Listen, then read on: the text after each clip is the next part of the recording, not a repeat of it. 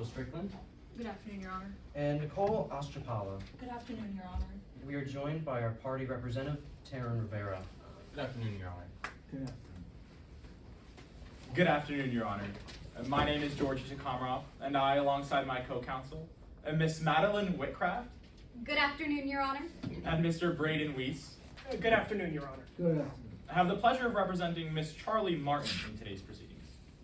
Good afternoon, Your Honor. Good afternoon.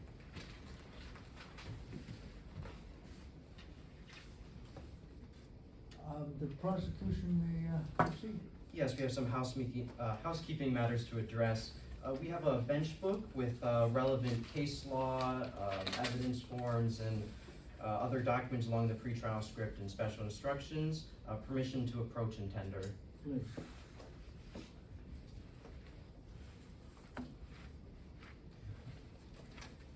We'd also like to ask your permission about moving freely about the well. And that'll be fine. We'd also like to ask your preference whether or not we should ask for testimony to be stricken, or if it or should just remain as such during a opposing counsel during a objection Well, battle. if I strike something, I'll say it. If I overrule an objection, I'll say it. You'll know what the ruling is. If you're confused, don't be afraid to ask. And we'd also like to ask your permission for whether to hand exhibits to opposing counsel or in the witnesses, or if we should just let the record reflect when we do so. Well, you don't have to ask permission to do it, just do it. And pursuant to Rules 603 and 615 of the Midlands Rules of Evidence, the prosecution motions for the constructive sequestration and the swearing in of all witnesses, save for any party representatives. It's fine. You're okay with that? Without objections, Your Honor, we'd just like to note that Miss Charlie Martin will be a party representative, and as such, she'll be seated with us throughout trial today. That's fine. And with that, the prosecution has no more housekeeping matters to address. Do you have anything? Yes, Your Honor, briefly. Firstly, we've prepared a notice of intent to offer character evidence. Opposing counsel has both seen and signed this prior to trial. Permission from my co-counsel to approach and tender. Here you go, Your Honor. Thank you. And lastly, Your Honor, I'd like to direct Your Honor's attention to a pertinent Midlands law. It should be under the relevant law tab on page 1. According to Midlands Penal Code 18201 causation, the state must prove two things in order to show causation. Firstly, they must show that a certain result, in this case the death of Mr. Armstrong, must have been both the direct and foreseeable result of Miss Martin's actions, and they have to prove that Mr. Armstrong would not have died but for the actions of Miss Martin. And with that, Your Honor, the defense has nothing further and is ready to proceed to opening statements. Go ahead, please.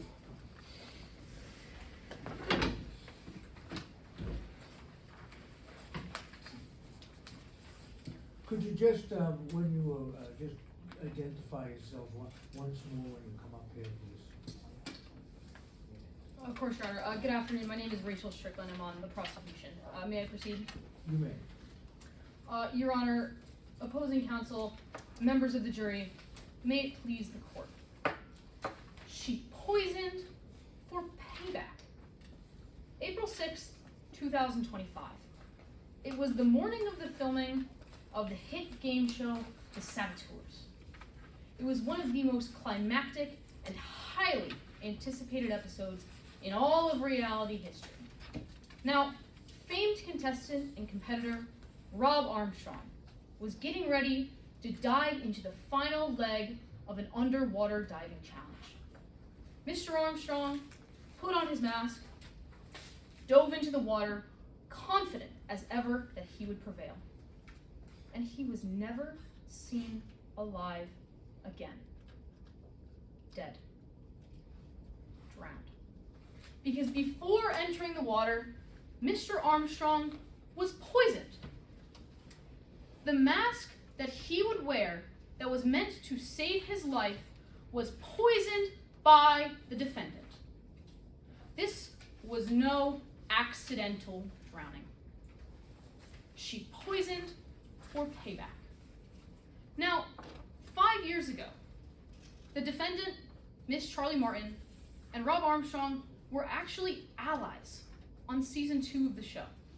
They were working together to split a $2 million cash prize pool.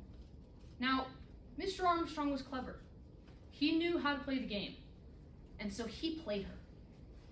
He got her eliminated by colluding with other contestants. Now, this made the internet go crazy. They started harassing her. They started making fun of her, humiliating her. She couldn't look herself in the eye. She was sent to therapy for years, and she never recovered. Now, season 10 of The Saboteurs presented a very special challenge because it would be entirely returning cast members. Now, this gave Miss Martin an opportunity. She was able to return back to the show from when she was once disgraced and try again to defeat Rob Armstrong. Now, Miss Martin used this opportunity. She knowingly, intentionally went back on the show to poison Rob Armstrong. She poisoned him for payback. That's why the state will be pursuing a charge of murder. Now, to prove murder, we will show you 3 things. The first thing is that Miss Martin intended to kill Rob Armstrong. She had a vendetta against him, she knew what she was doing, and she meant to poison him. The second thing that we will show you is that this actually killed him. The poison that was placed in the mask was the cause of death. And the third and final thing that the state will prove is that this all happened beyond a reasonable doubt. Now, this is the highest burden in Midlands, and it is a burden that we have chosen to take today. So to show you that Miss Martin is in fact guilty, we're calling 3 witnesses. Our first witness is going to be the host of the show, Mr. Indigo Quaid. Now, Mr. Quaid is no stranger to reality TV. He was on the show in season 5, and he eventually returned to the show for seasons 9 and 10 to host. Now, Mr. Quaid will speak to the mindset of Charlie Martin, and he will speak to the actions and the statements of Miss Martin and prove to you that she had a vendetta. The next witness that the state is going to call is Atlas Hartley, the medical examiner in the state of Midlands. Now, Dr. Atlas Hartley conducted the autopsy and found levels of oxalic acid, the poison used to kill Rob Armstrong, in his blood, and concluded that this is certainly the cause of death. And our final witness that we will be calling today is investigator Taryn Rivera. Taryn Rivera is a game show investigator who was undercover on the show. Now, Mr. Rivera was initially supposed to be investigating fraud. However, that changed when Mr. Armstrong passed away. And so Taryn Rivera is going to tell you that during the investigation, not only did they find out all of the factors that will lead you to believing that Charlie Martin is guilty, including the fact that she admitted to putting poison in the mask. In her interrogation, she flat out said she did it. Now, at the end of today's case, my co-counsel, Nicole Oshapala, will be coming before you. And she's going to ask that you take all of the facts and the law that is relevant to today's case, and you find the only verdict that is logical and reasonable, and that you find the defendant guilty of murder. Thank you. Okay? Yes, Your Honor. Prior to this statement, would you mind if we set up a demonstrative aid in the well?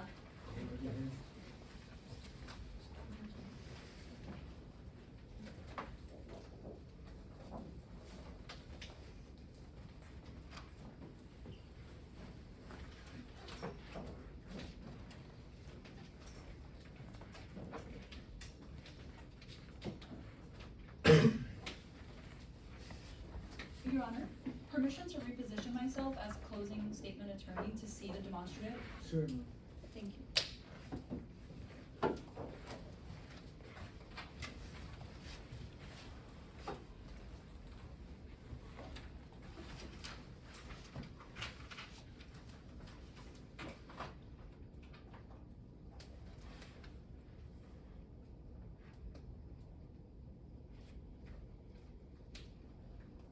and then it's Madeline Whitcraft for the defense. May I proceed? Please. They clung to a cause, and they guessed her goal. Members of the jury, I want to make something incredibly clear. What happened to Rob Armstrong was a tragedy. Not a single person in this courtroom today is going to get up here and tell you anything different. Rob Armstrong dove under the water until his lungs filled with water and he took his last breath. And when something like this happens, it's natural to want to find someone to put all of that anger, all of that grief onto. It's natural to want to point the finger and place the blame. But I want us to all keep in mind that despite that heartbreak, we serve one common goal in this courtroom: justice. And that's actually something that the state and I agree on. Rob Armstrong deserves justice. But real justice, true justice, it doesn't come from guesses. It doesn't come from assumptions. It comes from facts and evidence. And we have a court system like this one because facts and evidence must be proven. Now, I want to make sure that we all understand exactly what the state promised to you. Because when they walked through those courtroom doors, they took on what's called a burden of proof. That means that they made a promise to you to prove two things. First, that Miss Martin's actions caused the death of Rob Armstrong. And second, that Miss Martin took those actions believing or hoping that Rob Armstrong would die. Now they have to prove both of these things to you today beyond a reasonable doubt. That's the highest burden in our legal system. And that burden, that rests solely on their table today. So let me clarify what our job is as the defense. Because members of the jury, we're not going to be able to provide you with a definitive explanation of what happened in today's case. Because the truth is that no one can. And that's the problem. Because throughout today's trial, you're going to learn that as a lack of a thorough investigation on part of the state, they have holes that they cannot fill and cracks that they cannot cover up. Now, throughout today's trial, we're going to call 3 witnesses to the stand who are going to show you why the prosecution can't meet either of these things beyond a reasonable doubt. First, you're going to hear about why they can't prove that Miss Martin's actions caused the death of Rob Armstrong from Dr. Gray Marlowe. He's going to testify to several reasonable alternative causes of death that the state's medical examiner failed to acknowledge or pursue. And one of those potential alternatives is going to come when Rowan Patel takes that stand. Miss Patel was a challenge designer on the set of The Saboteurs. She's going to tell you about the safety measures and failures that occurred on set that day.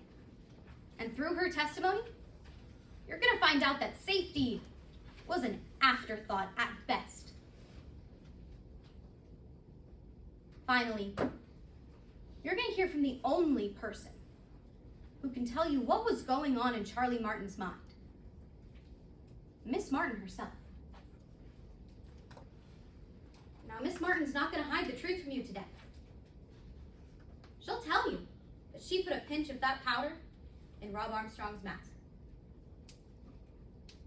She'll tell you she only did that because production created an environment where sabotage was not just allowed, but it was encouraged. The production of The Saboteurs created an environment where her actions were not just approved, but they were reinforced. And unfortunately, that led her to believe she was in an environment where nothing could possibly go wrong. Members of the jury, Rob Armstrong deserves justice. And that justice, that can only come to him if we hold the state to that incredibly high burden today. And I want you to keep in mind these two things throughout today's trial, so that when my co-counsel, Mr. Braden Weiss, comes before you, he'll remind you that the state clung to a cause, and they guessed Miss Martin's goal. He'll ask you to find the only reasonable verdict in today's case. Find Charlie Martin not guilty. Thank you.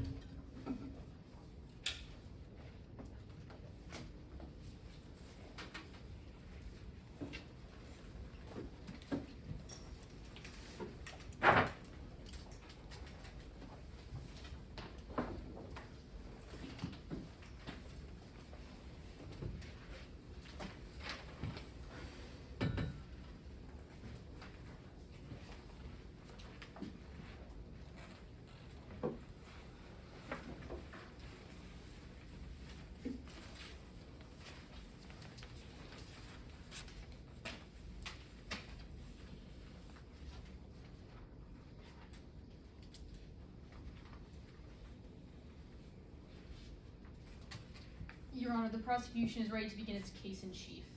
We would like to call Mr. Indigo Quaid to the stand.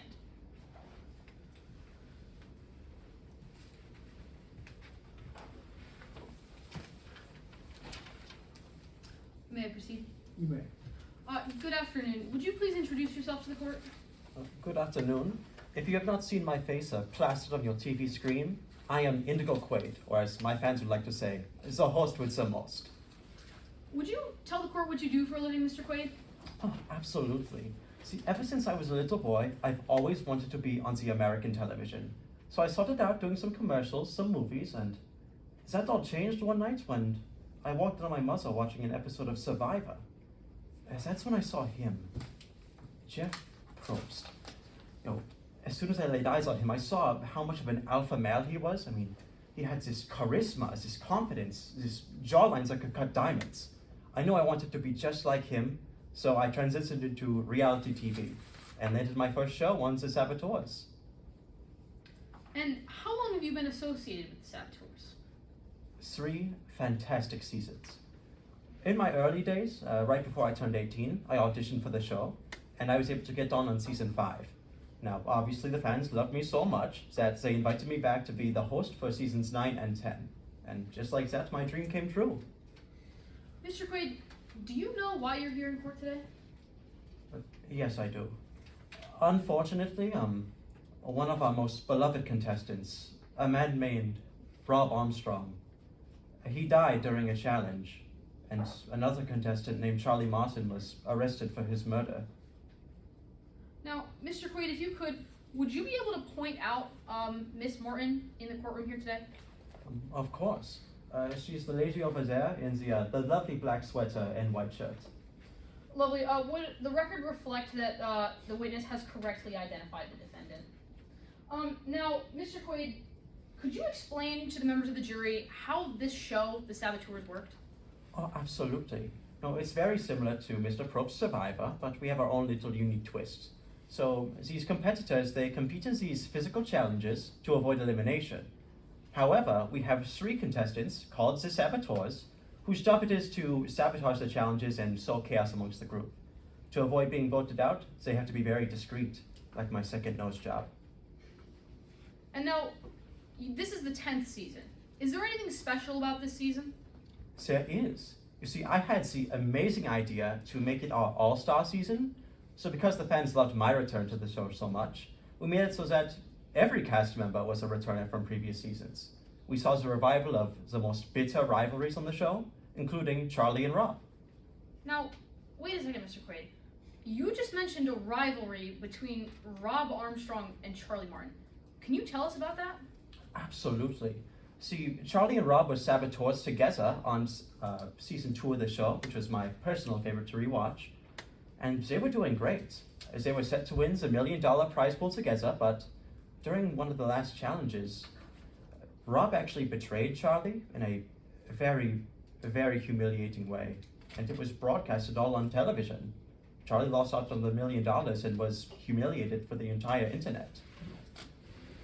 Objection, Your Honor, at this time as to improper character evidence may be heard.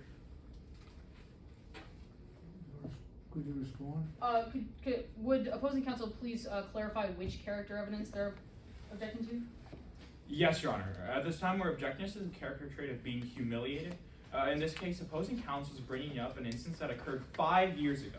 They're trying to show that because Miss Martin was humiliated and felt this way in the past, she's more likely to feel this way during season 10. They're using this for propensity as for their motive.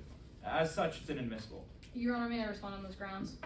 Your Honor, the witness is simply offering his rationally based perception that Miss Martin was humiliated, seeing as it was talked about on the internet, and it was a point of contention across this time. It is well within his rationally based perception to argue this, seeing as he is the host of the show, has been associated, and is familiar with the situation. Is your objection to the timing lap in this instance, or to the fact that it's coming in at all? Yes, Your Honor. We're objecting under character evidence. We're saying that this is inadmissible because it's using propensity. It's showing that Miss Martin felt one way in the past, so she's more likely to act that way in the future. That's inadmissible pursuant to Rule 404, improper character evidence. Your Honor, if I may respond. So we're specifically talking about during season 2. We have yet to speak about the present. At this time, the witness is simply testifying to his beliefs as to how the witness was feeling at that time. All right, I'll allow it, Karen. Yes, Your Honor. Yes, Your Honor. Sorry, Mr. Quinn, would you like me to rephrase that question? Yes, please. So, could you tell us about this rivalry a little bit more? Sure. As I said, Rob and Charlie were saboteurs together on the second season, and they were set to win $1 million together. But during the last challenge, Rob outed Charlie as a saboteur, betrayed her very brutally and humiliatingly on television for the entire broadcast to see.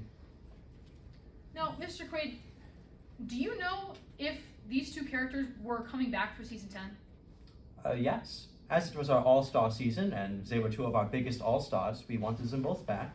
So I called Charlie Martin myself. And what was Miss Martin's reaction to being asked to come back on the show? It took a lot of convincing, but luckily, my classic Quaid charisma kicked in, and I was able to convince her to rejoin the show. Now, was Mr. Armstrong also asked back on the show? Yes, he was. Unfortunately, I tried to make it so that the two would not be together, as Miss Martin expressed some concerns about that. But the production above me has the final say, and they wanted them both back. So both of them were set to be on season 10. And what was the defendant's reaction when she found this information out? Well, I got a call back from Miss Martin, and she was screaming over the phone. I mean, she seemed very, very upset, which I could understand given the public humiliation. But I was able to calm her down by saying that I would pull some strings and make sure that she was a saboteur and Rob was not. That way he would not be able to betray her again. And so, what was it like the first time that they saw each other when they were back on the show? That would be at the opening night dinner. You see, it's this big, grand spectacle. Unfortunately, Mr. Probst copyrighted his iconic catchphrase, "Come on in, guys," so I had to invent my own catchphrase, unique to myself, "Come on in, people." After they came on into the venue, we had a nice big dinner, and all the contestants got to introduce themselves to each other once again. And had you had any conversations with Miss Martin prior to this? I had. We did a preseason interview with all of the contestants, including Miss Martin. And what was said in that preseason interview?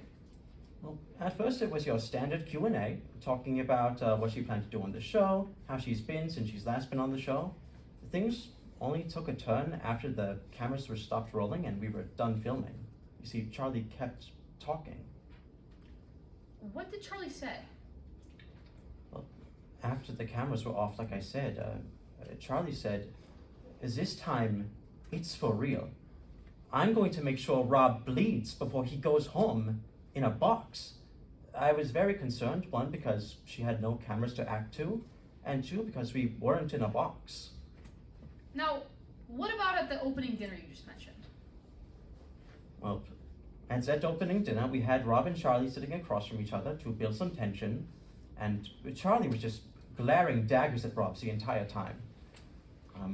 The tension was very, very thick. I was worried it might pop my cheek filler, but eventually Charlie finally spoke up. She slammed her hands on the table and said, "This time, I'm going to murder you."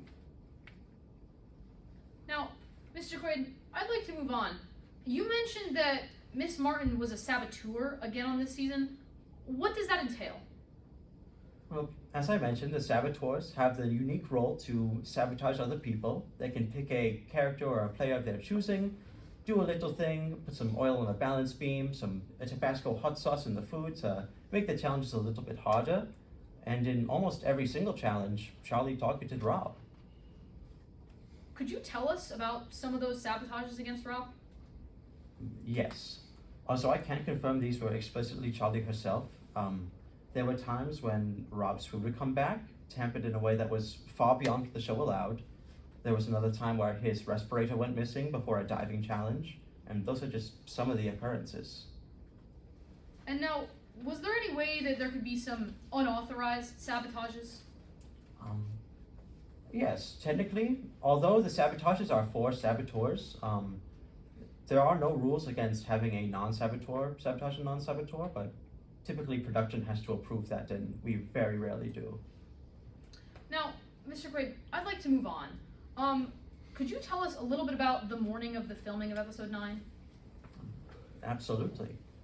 You see, for that challenge, the first part, contestants had to run through a land obstacle course in the jungle, and after they were done with that, they had to swim in a scuba diving section to get rings out of the water. And at first, Rob was doing fantastic. I mean, he got second place in the land portion. He was all set to put on his scuba gear, but once he got to his diving mask, things started to go wrong. What do you mean by that? You see, when Rob put his respirator on, he immediately just ripped it off and started coughing like he was choking on sauerkraut. You know, after a couple minutes, he went back into the water, putting the mask back on, and at first everything seemed fine. I mean, he grabbed a couple of rings, but before one of the rings, he slowed down. A couple minutes after slowing down, he started just bobbing up and down, going in random directions. I got a little concerned, and by the time that our safety divers had pulled him out of the water, it was too late. They pronounced him dead right there. Thank you so much, Mr. Quaid. Your Honor, I have no further questions for this witness. Rob? Yes, Your Honor.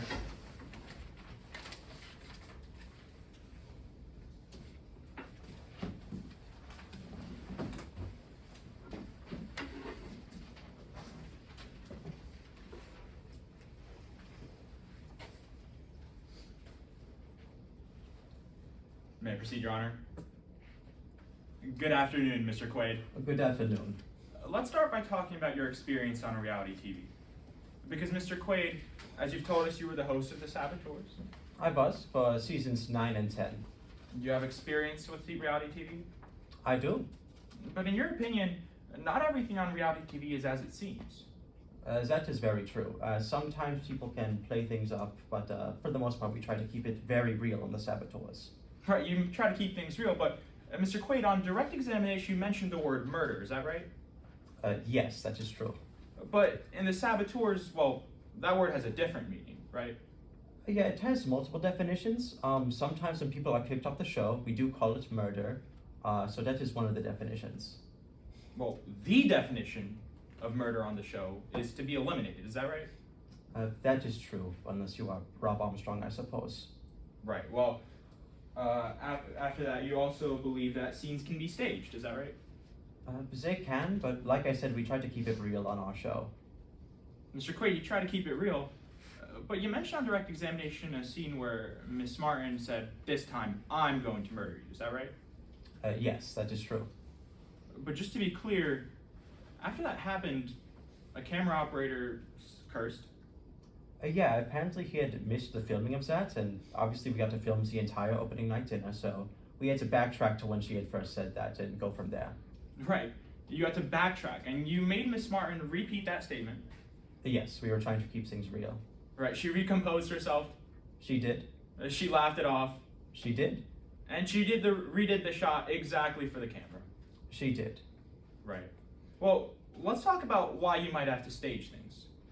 Because Mr. Quaid, after season 2, your show's ratings were never higher. That is very true. Rob and Charlie brought so much drama and fantasticism to the show. Right. On the Nuremberg scale of ratings, you reached 10.4, right? Is that true? Objection, Your Honor. Misleading the jury. May I be heard? Your Honor, I'm not sure what a Nuremberg scale is, so I'm not entirely sure how the jury would be expected to know this either. And so this is therefore very misleading because this could be a scale that just gives everything a 10. I'm not entirely sure how the jury is supposed to know. Why don't you ask them what the scale is and where it comes from? Yes, Your Honor. Thank you, Your Honor. Now, Mr. Quaid, you're familiar with the Nuremberg scale? Yes, it is one of several scales used to rate television shows. Right, exactly. And after season 2, the Saboteurs had 10.4 on that scale. Yeah, they did. And just to be clear to the members of the jury, that was the highest score in all of Midlands. It was.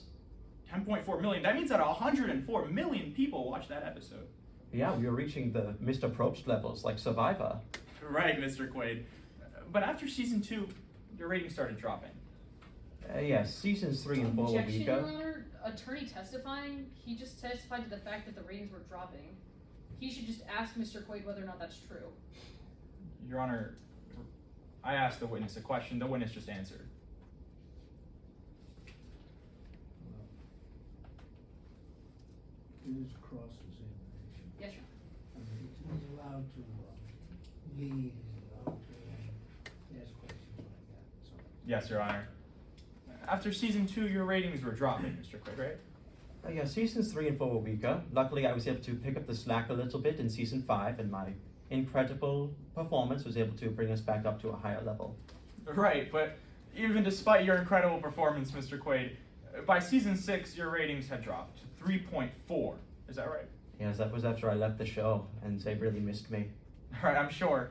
But that means that the Saboteurs had gone back to more or less the same popularity it had been during season 1. That is true, yes. Right, during season 1 it had been a 3.3. It had. And like you mentioned, season 6 was a 3.4. It was.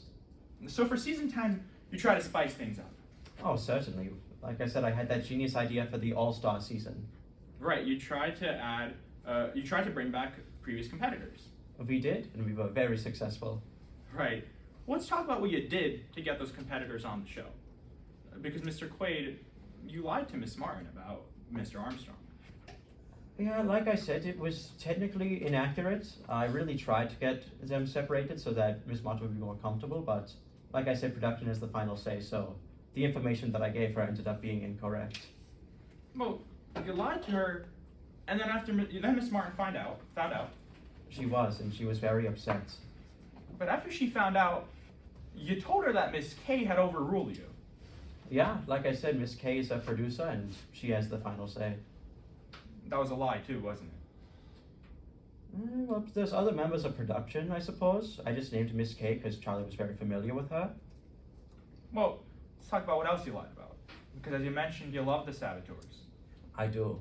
It was your dream job. It was, as opposed to being the next Jeff Probst on Survivor, of course. Of course, Mr. Quaid. So to get on the show, you lied about your age. Objection, Your Honor. This is an out-of-court statement being offered further to the matter asserted. If I may proffer, I have it on good faith basis that the defense is about to bring up the application that Mr. Quaid put on there that said that he was 17 years old at the time, and he's trying to get at that fact that he was in fact 17 years old and lied. However, this is an out-of-court statement. It's hearsay. Where is this going? Yes, Does it Your Honor. matter if he was 17 or? Yes, Your Honor. This goes to the witness's credibility. Midland's credibility is always relevant, and as such, that's what we're using it for. Your Honor, I And still believe. How old was he at the time of the occurrence? The witness wasn't of age, Your Honor, and this witness lied that they were an adult. At the time of the death, how old was he? Of age. He was above 18 years old, Your Honor. How old was he? I'm not sure, Your Honor, how How old he many was. years prior to that time did this lie take place? About 2 or 3, Your Honor. And your argument is that the lie is indicative of his lack of credibility as to everything he says. Yes, Your Honor. We're using this line of questioning to further inquire as to what this witness's motives might be in today's case. Your Honor, they're still using it as an out-of-court statement for the truth of the matter. They're trying to prove that he was 17 at the time. That's what they're offering it for. And he was, in fact, 17 at the time, and it's an out-of-court statement. It's not an exception. Brief response, Your Honor.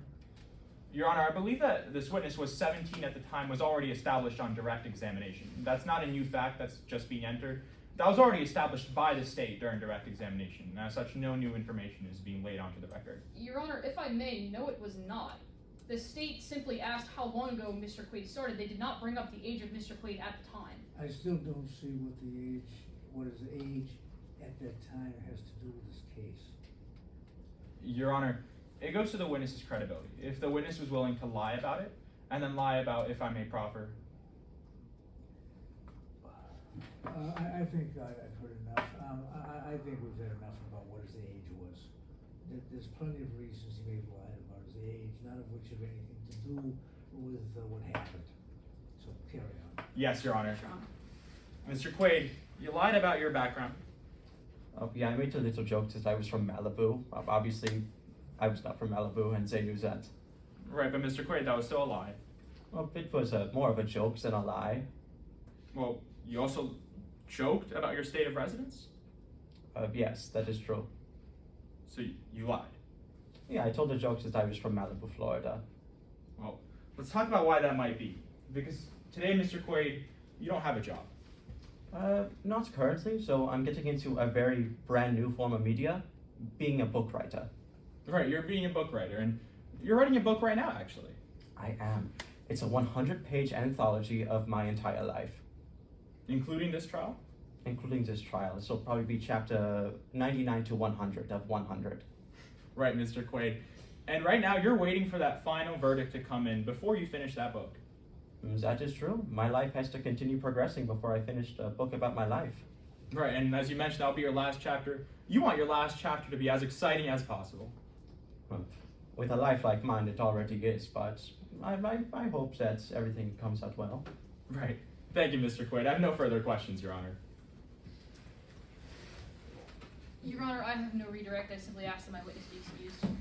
You may be. Thank you.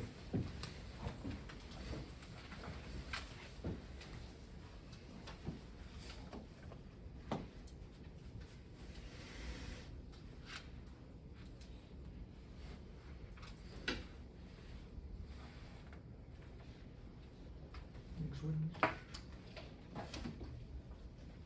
Your Honor, at this time, the prosecution calls Dr. Atlas Hartley to the stand, and also at this time, permission to set a demonstrative up in the well. Point of order, Your Honor. Yes. As the attorney crossing Dr. Hartley, permission to reposition myself to make. Yes, just to make sure, speak wherever you can see. Yes, Your Honor.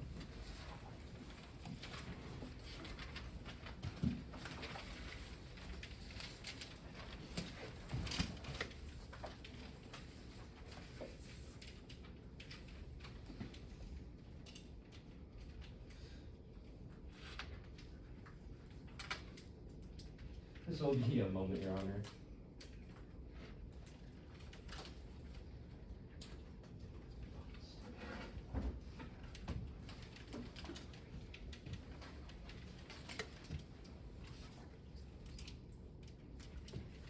If you would like, you're welcome to use our demo stand as well. Thank you so much, opposing counsel.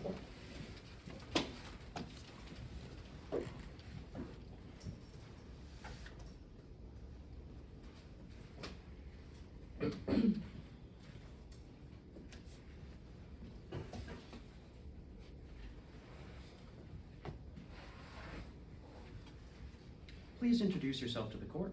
My name is Dr. Atlas Hartley. And what do you do for a living, Dr. Atlas? I'm the chief medical examiner in Charlotte County and Midlands, and I have been for the past 5 years. And why are you here today? I'm here today to use my expertise as a medical examiner to give an expert report on my evaluation of Rob Armstrong's autopsy. What's your background as a medical examiner? I received my MD from the University of South Florida. I underwent postgraduate training at the University of Michigan School of Medicine, and I did a residency in anatomic clinical pathology. And in preparation for this trial, did you rely on any facts, data, or methods when coming to your conclusions? Yes, I used my on-scene observations, the victim's medical records, a toxicology report, my own external and internal examination. And was this facts and data sufficient for coming to your conclusions? Yes, they were. Did you rely on any method when coming to this conclusion? I used the standard techniques set forth by the National Association of Medical Examiners. The collective name for these methods is the TRACK method. It's been peer-reviewed and is the standard in my field. Can you tell us a little bit more about this TRACK method? Would love to. It stands for Test, Review, Analyze, Conclude. When I used it, I tested some theories in my mind around what could kill Rob Armstrong when I first came across his body. Then I reviewed what I already knew from my expertise as a medical examiner. And then with my analysis of my autopsy, I was able to conclude what led to his death. And did you yourself reliably apply this method? Yes, I did. I always do. Moving away from your methods and preparation, how did you begin your examination? I first began by reviewing the video of Rob Armstrong underwater in the minutes before he died. What'd you see in the video? Around 5 minutes in, his speed and strength started to drastically decrease. His kicks weren't as strong and he seemed disoriented.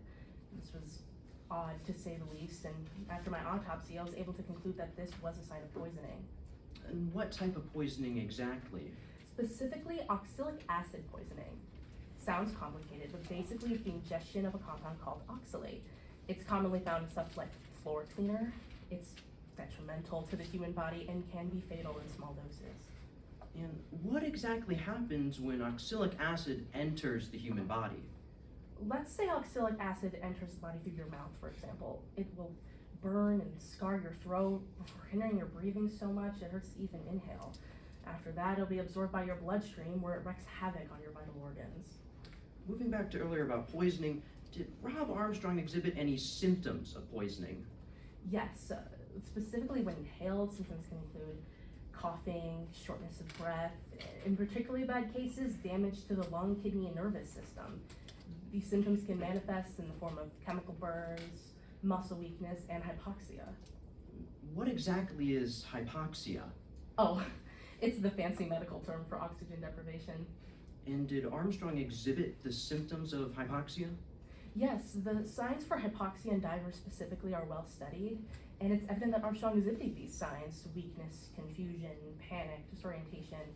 Many divers even hastily rip off their masks like Armstrong did around the 15-minute mark in the video. Thank you, Dr. Atlas. Your Honor, permission for my witnesses to stand up and now make use of the demonstrative. Here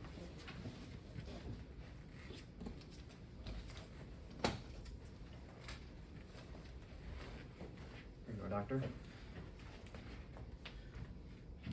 Now, what's on the board right here? This is a basic depiction of the human body. It's meant to represent Armstrong as I examined him after he died. And how did you begin your examination of Rob Armstrong? So I first start off with an external examination, which starts up at the head here, and I started at the mouth and nose. And I found several small abrasions. I counted 8 of these around a centimeter in size. And what exactly are these abrasions? They can be marks from when Armstrong ripped off his mask, but with my experience in poisoning cases, chemical burns love to manifest in small scars just like these. Objection, Your Honor, pursuant to Rule 702B, if I may be heard.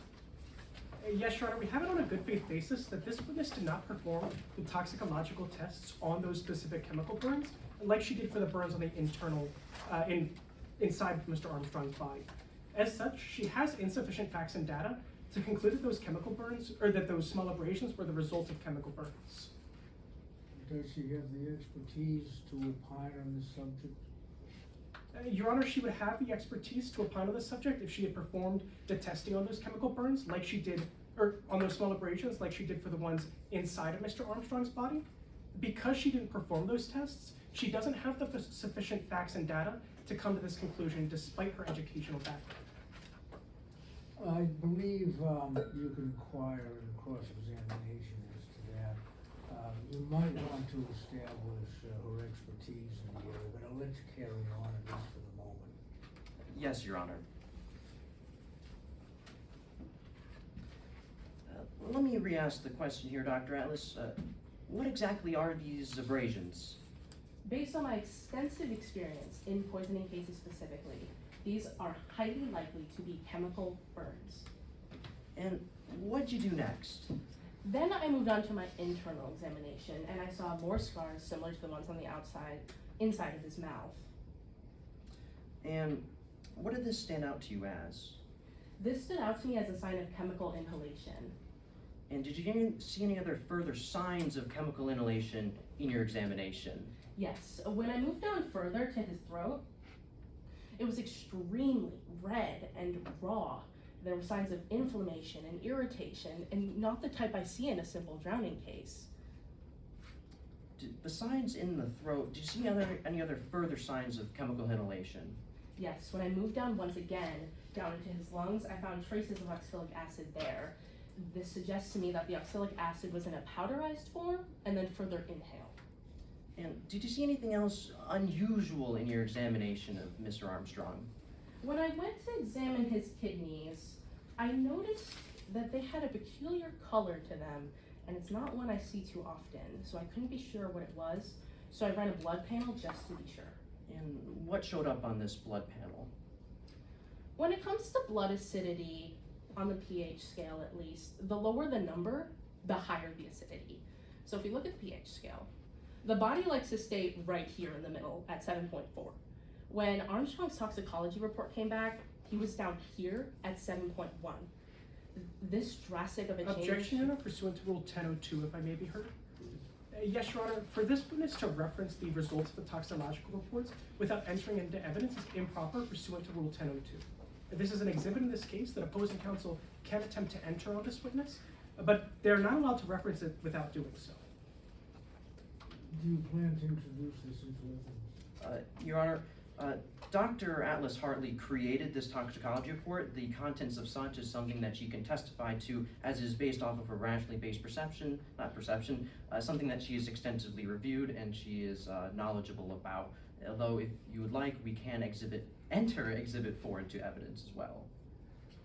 Well, I think I'd allow her to carry on with her discussion of that exhibit because she's marking it up, and rather than reintroducing it multiple times, why don't we let her continue with her testimony, let it be cross-examined, and then we can move it into evidence.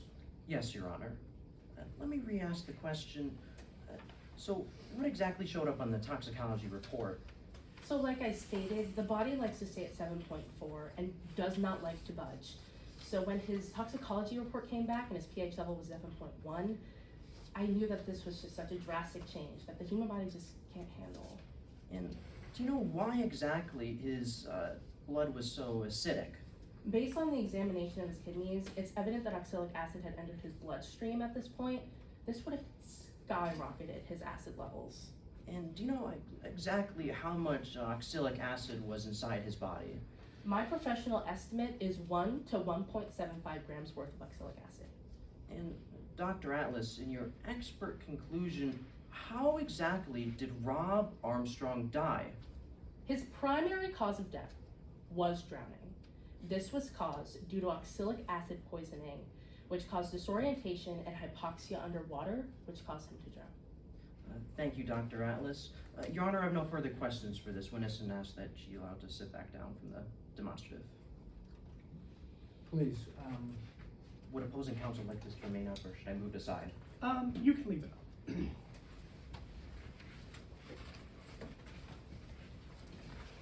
You'll remember to move it into evidence if you wish to after he concludes. Yes, Your Honor. May I proceed? Your Honor, permission to move about the well. Yeah, you can go wherever you want. Generally, you can move without asking permission if you're looking at your child. Yes, Your Honor.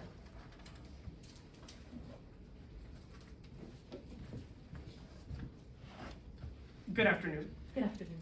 I want to begin by talking about when you arrived on the set of The Saboteurs. Sure.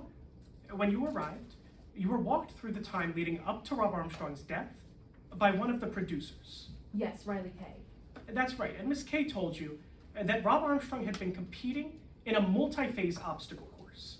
Yes, she explained that there was a land portion where they would be running and jumping through some obstacles, and then an underwater portion where they'd have to scuba dive. And that's right, she told you that during that underwater portion, something had gone horribly wrong. Yes. She told you Mr. Armstrong began struggling, Yes. and that he ripped off his respirator mask. Yes.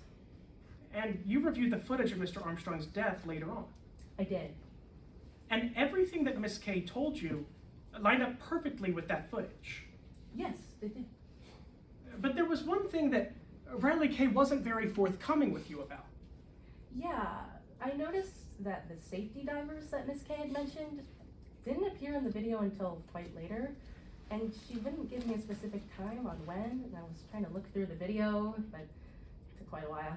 That's right, she wouldn't give you a clear answer as to when the safety divers went into the water. Yeah, You asked her.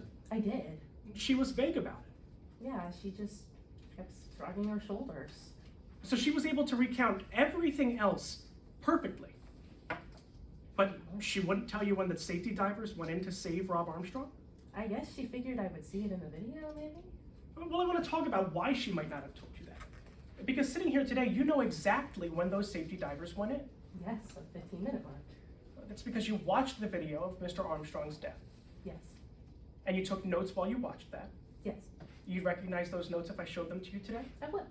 Your Honor, at this time, I'm approaching opposing counsel and the witness in turn with what has previously been marked as Exhibit 5. A courtesy copy for the bench. Please. These are those notes. Yes. They're a fair and accurate copy of them. Yes. And they haven't been changed or altered in any way. No. Your Honor, at this time, the defense moves to enter Exhibit 5 into evidence. Any objection? No objection, Your Honor. Admitted into evidence. Yes, Your Honor. Now, this footage details what was shown on underwater cameras during the challenge. Yes. I want to talk about what those cameras would have shown as Rob Armstrong died. Okay.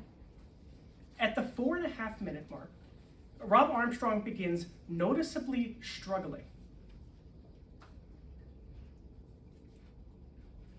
I'm sorry, lines like 13 to 16? The 4.5 to 5.5 minute mark, it says, at this point, his pace slows noticeably. Oh, thank you. Yes, it does say that. And at the 5.5 minute mark, on line 21 there, it says that his breathing became erratic. Yes. At 10 minutes, he begins showing classic signs of disorientation. Yes. And at 15 minutes, he rips off his mask and his eyes flutter shut Yes. for the last time. It was truly disturbing to watch. And then, at 15 minutes and 30 seconds, that's when emergency protocol was actually initiated. Yeah. So, Dr. Hartley, for 30 seconds, Rob Armstrong lay motionless underwater with his eyes closed and mask off before production even initiated emergency protocol? Yes, that's what happens in the video. It's quite disturbing. And Dr. Hartley, 30 seconds can be the difference between life and death in drowning cases. Yes. I can take that back from you now. I'm approaching the witness. I want to move on to talk about your review in this case. And now you told us that you found some small abrasions around Mr. Armstrong's mouth. And you attributed these to chemical irritation. Mm-hmm. But I want to be very clear. You note they very well could have been the result of Mr. Armstrong ripping off that diving mask. Yes, they could have been.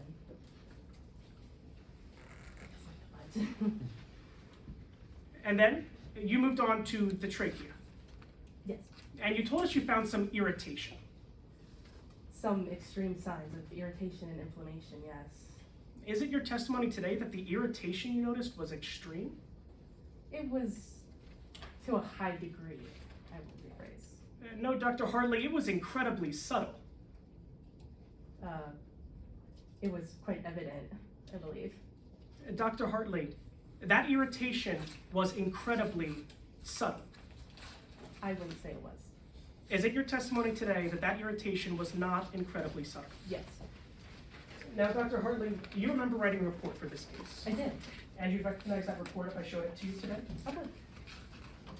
Your Honor, at this time, I'm approaching opposing counsel and the witness in turn with what has previously been marked as with the witness's report.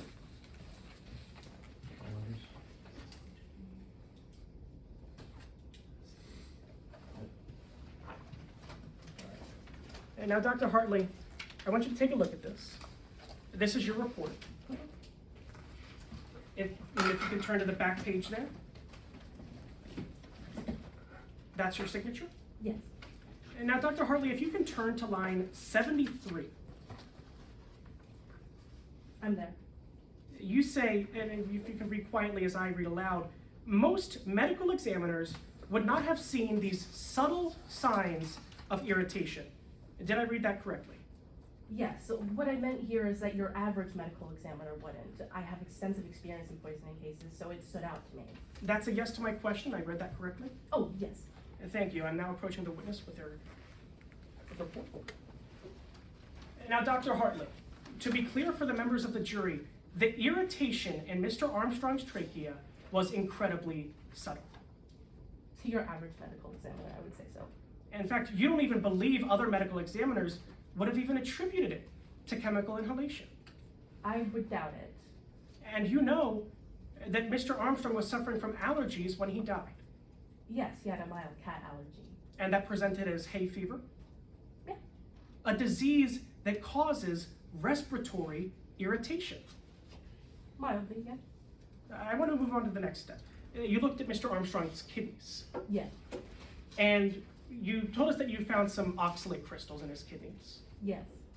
But to be very clear, those crystals can be formed from a variety of different factors. Yeah, yes. Things like medications that Mr. Armstrong was taking. There wasn't any medications listed in his medical records when I reviewed them. That's a yes to my question. If he were taking any medications, they could have caused those crystals.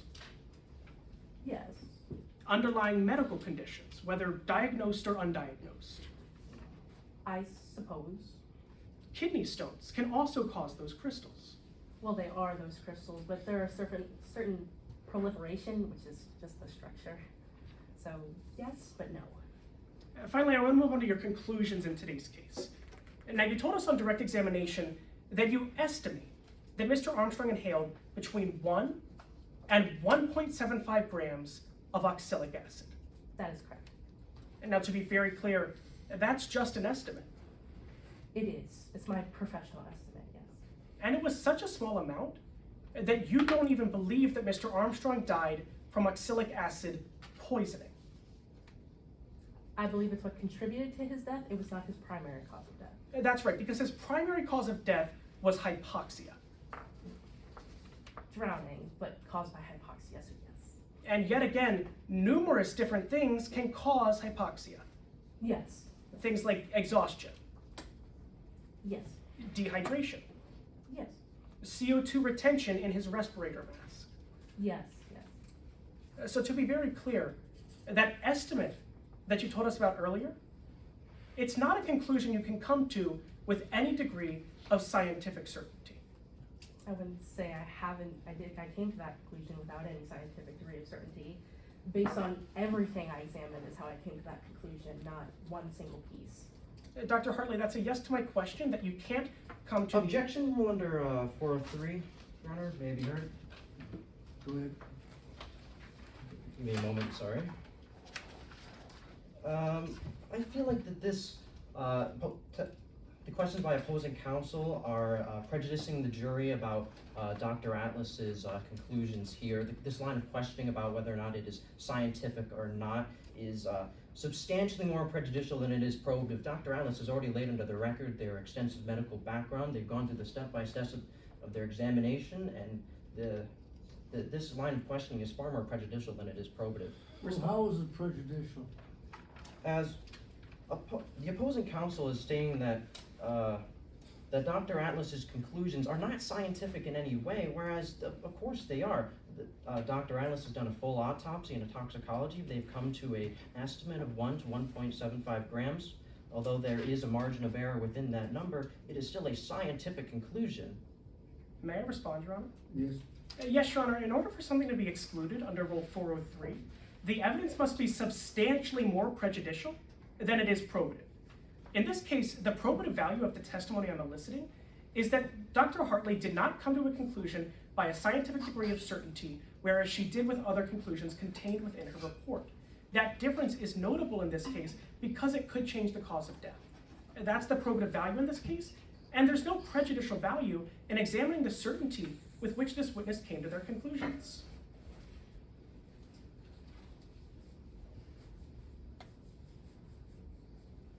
Why don't you continue your questioning and ask her to what degree of medical certainty she holds the conclusion she just made? Yes, Your Honor. Dr. Hartley, to be very clear, that estimate of 1 to 1.75 grams, that was not a conclusion you came to with any degree of scientific certainty. It was a conclusion I came to based on everything I extensively reviewed and tested in my report. Is that a yes to my question, Dr. Hartley? Objection, Your Honor. Objection, Your Honor. Misleading the jury may be heard. Well, yes, but I didn't hear her answering the question with a yes or no. She could answer with a yes or no and an explanation, but I don't believe she answered the question, but you may be heard. Yes, Your Honor. To be more specific, degree of scientific certainty is a phrase with no real, I guess, legal meaning here. But so to go so extensively into this topic, it is misleading the jury about Dr. Atlas's capabilities. May I respond, Your Honor? There is absolutely legal significance to the term scientific certainty. It's the degree to which this expert is confident in their conclusions. This expert included conclusions that they came to that degree of scientific certainty in their report, and this was not one of them. That's an important fact for the jury to know, and it's not substantially more misleading than it is probative for me to point that out.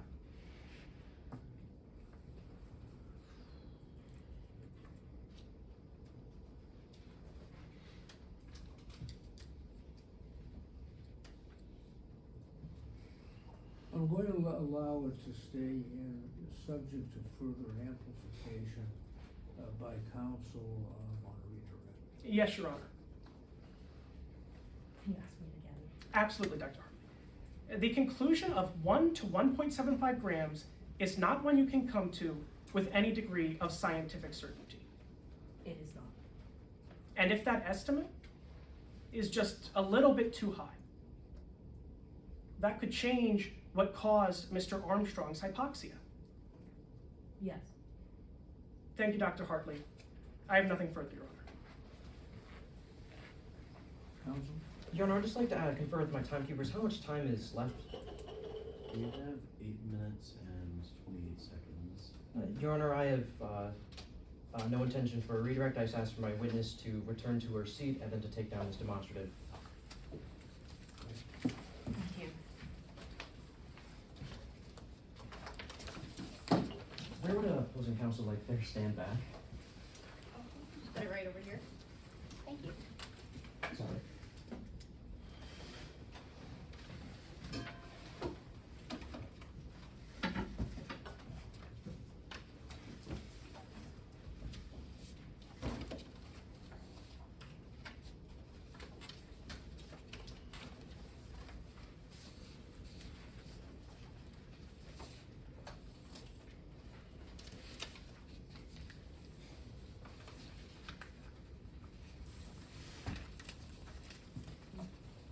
Yes, for the record.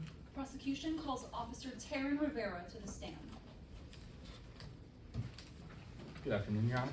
Good afternoon. May I proceed? You may. Good afternoon. Please introduce yourself to the court. My name is Taryn Rivera. Could you tell us a little bit about your professional background? I work at the FTC, known as the Federal Trade Commission, and before that I worked at the FBI for over 10 years. What do you do at the FTC? Well, as relevant to today's case, we had received over 50 anonymous tips about this game show, the Saboteurs, and that it was rigged. So I was going to go undercover to go investigate the show, but when I was on there, I actually ended up investigating one of the contestants, Charlie Martin, for the murder of another contestant, Rob Armstrong. I want to start at the beginning. How did you get undercover on the Saboteurs? Well, eventually we were going to have me in as, like, you know, one of the cast on the show, but I wasn't handsome enough for TV, so they made me a crew member. And as a crew member, did you ever observe the defendant interact with the victim, Rob Armstrong? quite a few times actually, and every time I saw them, all they would do was bicker and argue. It made my head hurt. What did they argue about? Everything and anything. It was incessant. I thought it was kind of a bit for the cameras when the ratings were low, but then they started... Objection, Your Honor, to hearsay. Could opposing counsel clarify what statement they're objecting hearsay to? Of course. To these out-of-court statements that are being touted as arguments by this particular witness that says that they were constantly bickering, it's being used to show the truth of the matter asserted in those particular conversations. Your Honor, may I respond? Yes. Your Honor, this isn't hearsay, as there was no specific statement being elicited and no specific declarant of a specific statement. What is the hearsay that you're concerned about? Yes, Your Honor, the hearsay of these particular arguments asserting that Miss Martin and Rob Armstrong were constantly bickering and angry with each other. Well, that's, in these statements. that's just an observation, that's not, the truth, introducing the truth of the matter from something else. If he were to testify as to what they said, that could well be hearsay, but the mere fact that they were bickering is just an observation, I think, so I'm going to overrule. Yes, Your Honor. Officer Rivera, in general, what were their arguments about? Honestly, everything and anything. I couldn't name anything specific because it was every single time I saw them, they would just argue. I thought it was kind of this bit for the ratings. But then the threats started happening even off camera. You just mentioned threats. Could you elaborate on that? Yeah, there was this one day we were all having lunch after the filming of episode 8, and Rob and Charlie started arguing again over the dinner table. But then Rob was just laughing right in Charlie's face, and then Charlie said, "I won't regret a thing when I hear you take your last breath." After the defendant told the victim, "I won't regret a thing when I hear you take your last breath," what happened next? Well, Rob, as he does, kept on laughing right in Charlie's face, but then Charlie just kept on staring at him, real intense, and eventually Rob stopped laughing. Well, what happened next? Well, then Charlie, right before walking off, said, "Enjoy these next few days. They'll be your last." When the defendant threatened the victim saying, "Enjoy these next few days, they'll be your last," did you see any cameras in that room? Well, that's the thing. I knew we were done filming for the day, but I thought that maybe they were trying to capture some B-roll, so I looked all around the room, but I didn't see any cameras. Shifting gears to your investigation, did you ever uncover anything that would give you insight as to the defendant's threats against the victim? Yes. During my investigation, we recovered this file on the defendant's phone. Would you recognize that file if I showed it to you? I would. Let the record reflect, I'm approaching opposing counsel with what has been pre-marked as Exhibit 14. Would Your Honor like a courtesy copy? Please. Let the record reflect, I'm approaching the witness. Officer Rivera, what did I just hand you? This is a material safety data sheet for oxalic acid. And is it the same file that you found on the defendant's phone? Yes, it is. Your Honor, at this time we move to enter Exhibit 14 into evidence. Yes, Your Honor, to hearsay. Your Honor, if I may be heard. What part of it is hearsay? All of the statements in this document asserting what oxalic acid does. Your Honor, if I may respond. Yes. If I could direct your attention to the mock trial rules of evidence, specifically Rule 803.8, I believe, which can be found on page 11. Excuse me, page 12. This document is a public record. As you can see on the top right corner of the document, it has a seal from the Midlands Office of Product Safety Commissions. Under this exception, the Midlands Office of Product Safety Commissions is a public office, and this document sets out that office's activities. Response on those grounds, Your Honor? Rule 803.8 specifically requires that this document were to set out the office, outline the office's activities, or a matter observed while under a legal duty to report. None of these particular statements do any of those things, nor do we have heard the foundation that they do any of those things. Your It's Honor, inadmissible under 803A. Your Honor, may I respond? Do you contest the accuracy of the information contained in this document? No, Your Honor. In fact, it is stipulated into evidence that Exhibit 14 comes from the Office of the Midlands Product Safety Commissions. That fact isn't contested. It is stipulated. And furthermore, if Your Honor doesn't find that this falls under the public records exception, it does also fall under 803.817, market reports and similar commercial publications, which simply requires that the document be a market quotation list directory or other compilation that's relied upon by the public or persons in particular occupations. Why isn't this a public record? Your Honor, this isn't a public record because we've heard no foundation about the fact that this sets out the office's activities or if it's a matter observed while under a legal duty to report.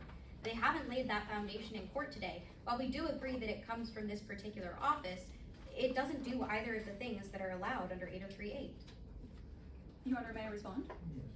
Your Honor, it is stipulated into evidence that this document comes from a public office, specifically the Midlands Office of Product Safety Commissions. And furthermore, opposing counsel is misconstruing this rule.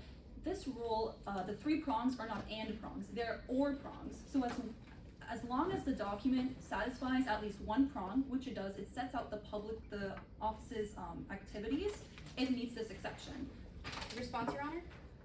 Also, yes, but tell me whether you disagree with the accuracy of this information. Yes, Your Honor, we contend with the statements therewithin.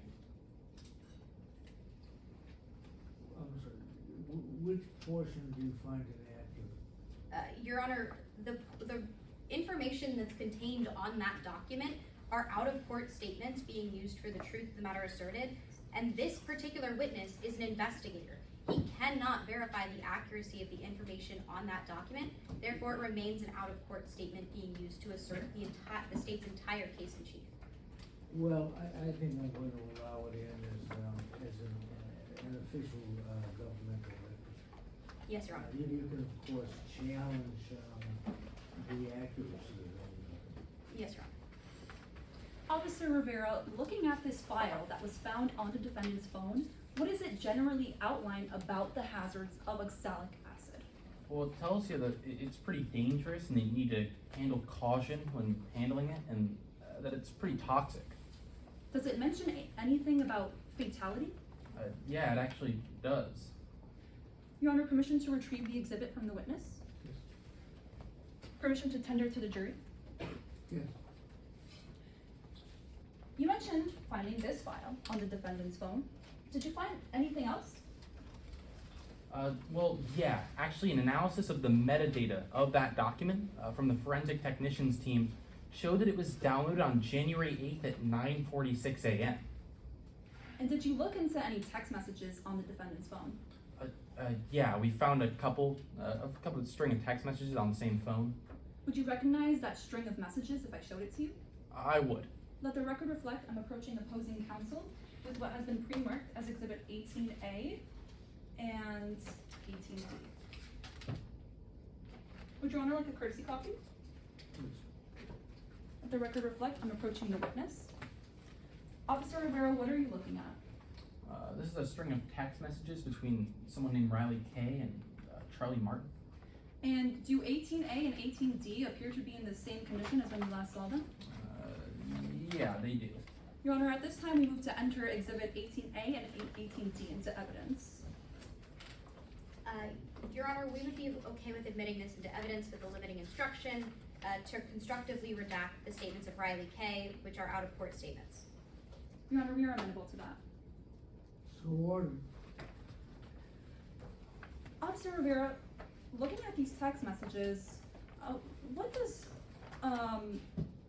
the defendant text Riley Kay on January 8th? Well, on January 8th at 11:15 here, you can see above that first bubble, Charlie says, "Fine, I'm in, but you owe me big time." But what I found most interesting is that this was said just under 2 hours after that material data sheet for oxalic acid was downloaded onto the defendant's phone. And had the defendant, to your knowledge, been previously asked to go on Season 10 before this file was downloaded? If you actually look to the first set of text messages, 18A in this set, on Charlie's last text in blue, it says, I'm not playing if this is how it's gonna be. And from that, it seemed that Charlie declined to go on the show. I want to move on to the day of Rob Armstrong's death. What were you doing that morning? Well, I was taking a morning jog around the lagoon, but then I saw someone in the tent that's supposed to have all the diving equipment for tomorrow's challenge. Who was the person that you saw? Well, I knew it wasn't a crew member, but because they weren't in uniform. But I saw someone, and it was Charlie Martin, actually. And They were what? drawn to be the same height, same eye color. I apologize for interrupting you. And what did you see Charlie Martin doing at the equipment tent on the morning of Rob Armstrong's death? They were kind of bent down, and they kind of fiddled with the air mask attached to that air tank. I couldn't really see what they were doing, but then they walked away about 5 minutes later. As a part of your investigation, did you discover what the defendant actually did to Rob Armstrong's diving equipment? Yes. Later on in the investigation, an interrogation was conducted of the defendant, where she actually admitted that she put oxalic acid into Rob Armstrong's air mask before he took the dive. Officer Rivera, can you tell the court whether or not you arrested the defendant? Well, I did. Due to the fact that Rob died with oxalic acid in his system, the fact that the defendant had a material safety data sheet of that oxalic acid, and she admitted to putting that acid in the mask, I had more than enough evidence to obtain a warrant for her arrest. Thank you, Your Honor. I have no further questions. Permission to retrieve the exhibit from the witness? Yes.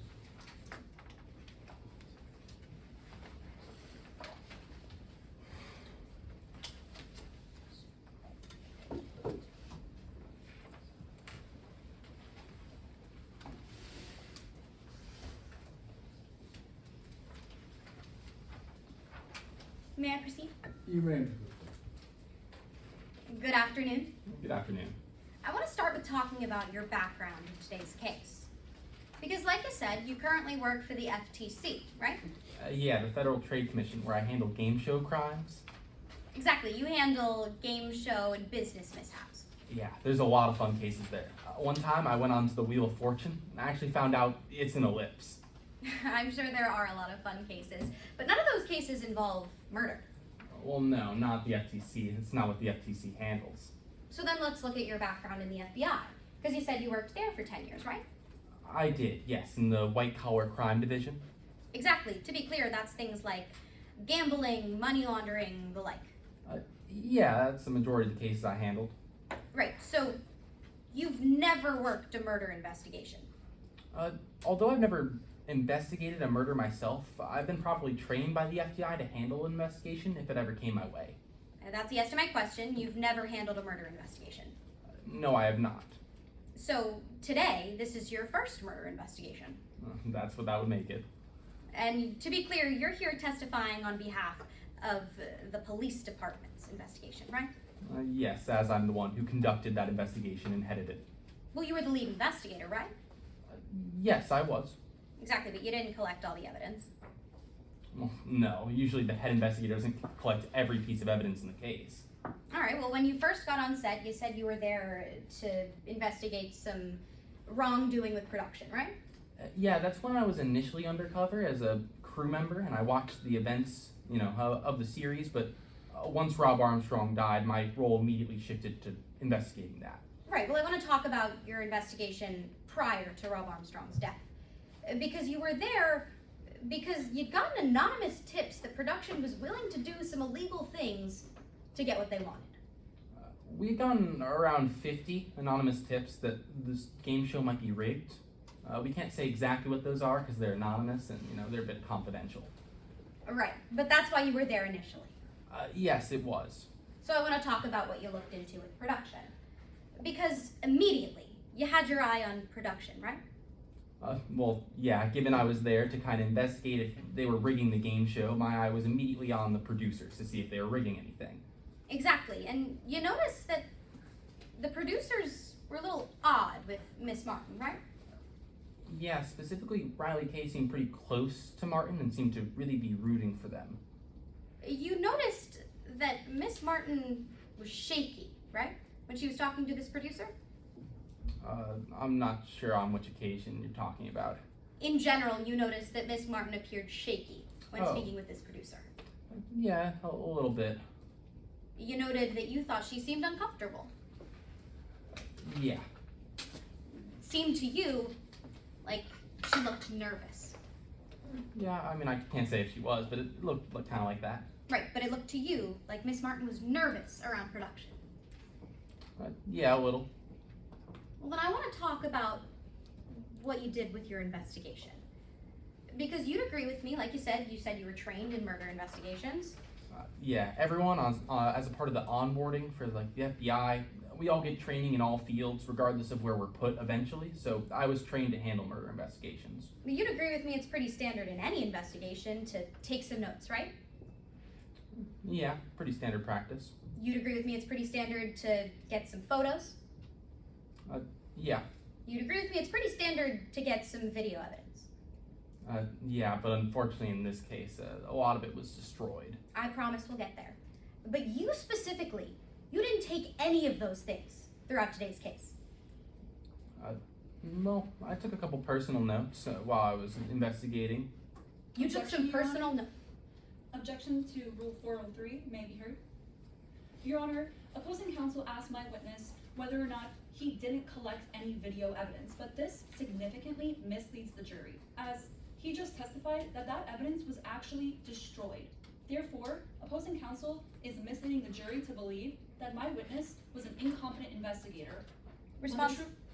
And the truth is that something outside the control of his hands happened. Response on those grounds, Your Honor? Please. I was asking this investigator specifically about his personal evidence that he collected. I have it on a good faith basis that later on in this cross-examination, when I ask him about that destroying of video evidence, he'll testify to production destroying their footage. Right now, I'm talking specifically about this investigator's evidence that he documented throughout today's case. I think the relevant line of questioning for both of you would be, if evidence was destroyed, why and how and when? Yes, Your Honor. That would be more probative than some of the areas we're getting into, I think. Yes, Your Honor. So, Investigator Rivera, just to be clear, you don't have any notes, photos, videos of your own in today's case? No, I didn't bring any of them to trial. You're telling us you have notes regarding today's case and we don't have them? Well, more so what is already available. I have my own notes as to the dive of Robert Armstrong, but there's already an exhibit for that in today's case. You're telling me that you wrote notes about what happened in today's case? Yeah, a couple little ones as I was doing my investigation. And we don't have it? No, there were other evidence that already supplemented that. So that's evidence missing in today's case? I wouldn't call it evidence missing, no. All right, investigator. Well, I want to talk about what we do have access to. Because you recognize a copy of the diving equipment that competitors were required to use, a photo, right? Yes, I would. Now approaching opposing counsel and the witness in turn with what has been pre-marked as Exhibit 11. Courtesy copy for the bench. Please. You are. Investigator Rivera, that's the diving mask that Rob Armstrong was using, right? Yeah, everyone was assigned a color before the challenge to keep track of everyone, and Rob's mask was blue. Exactly, that's a picture of it. Yes, it is. I want to be clear, that picture is all we have. Yes, it is. You didn't obtain that actual diving equipment in your investigation? No. No testing for oxalic acid was done to that equipment? Well, it would have all washed away after the dive underwater, so there wouldn't be any oxalic acid still left in the mask. I understand that's what you're telling us, but you didn't test it to find that out. There was no need. Well, you didn't test it to see if the equipment was faulty. No, there were already standard tests on the saboteurs conducted by some of the challenge designers to make sure all the equipment was functioning properly.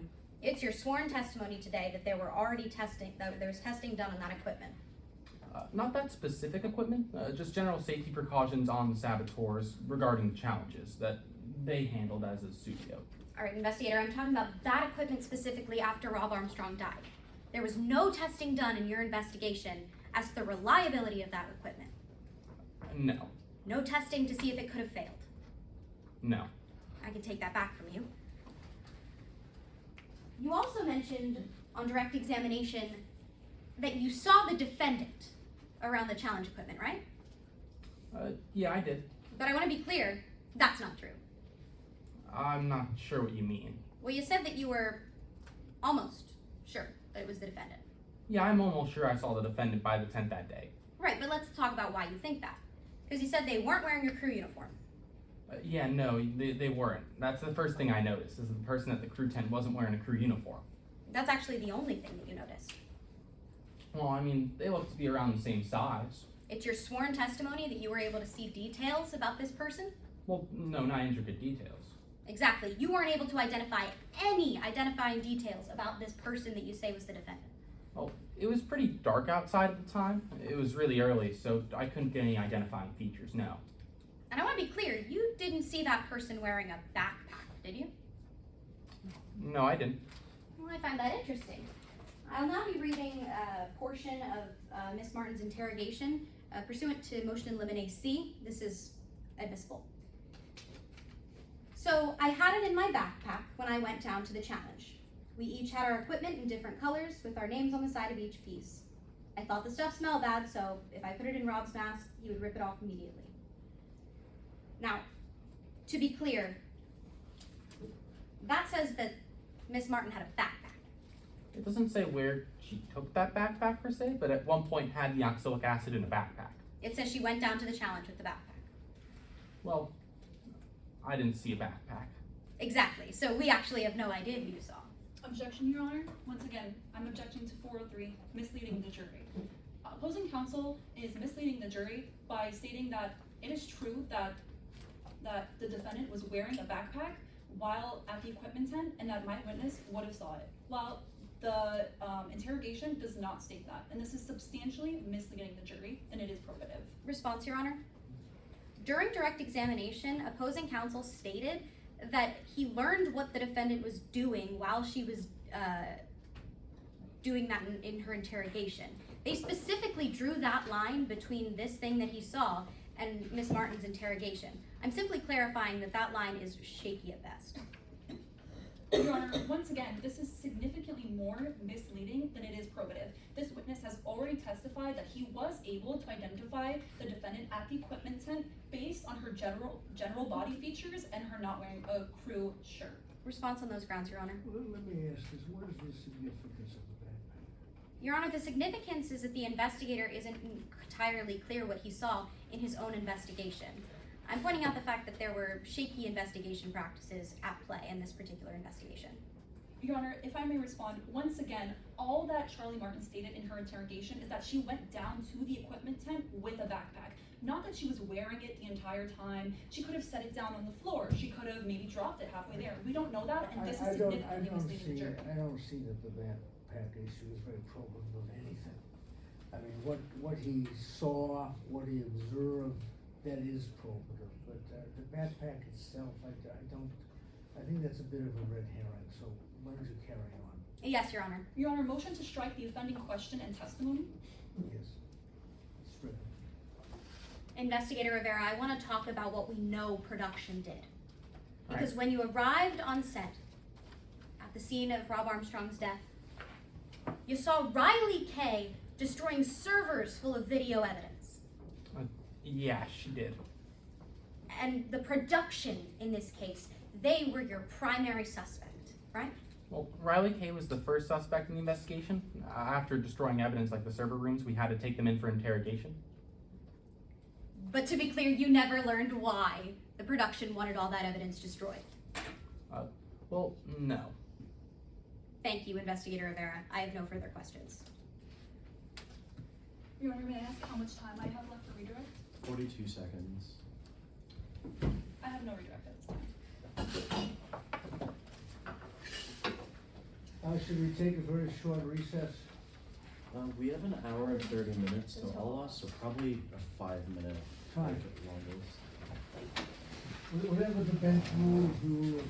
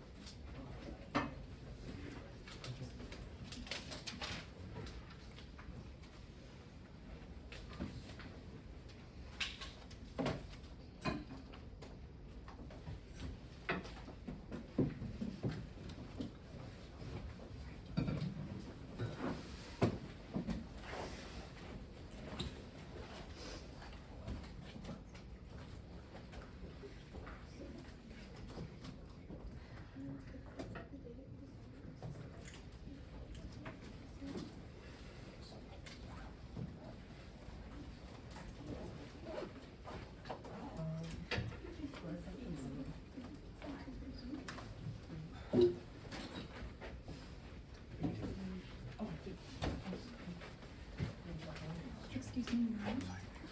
Do you have an extra 2 copies of Exhibit 14? You want to leave the other pair, you need them all. Oh, no, that's yours. Okay, awesome.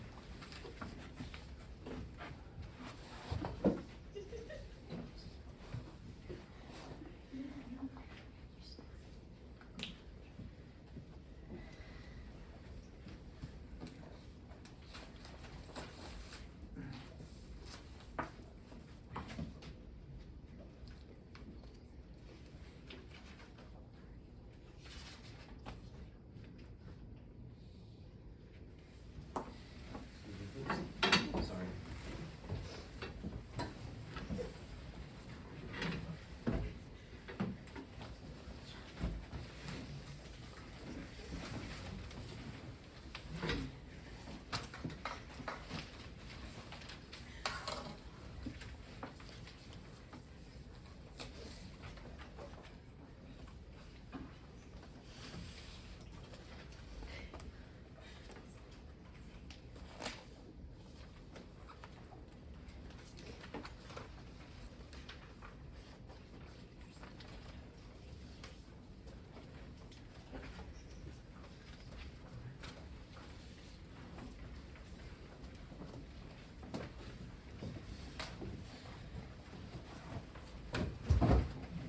You okay?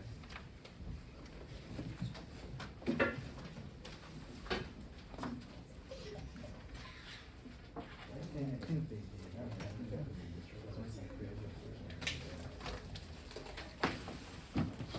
There was no contest. That's a picture.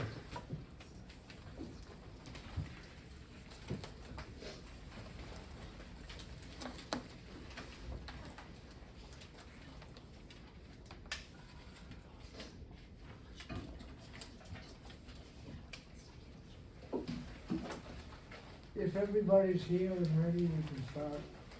Your Honor, we're still waiting on our witnesses to come back. We'll wait for your witness.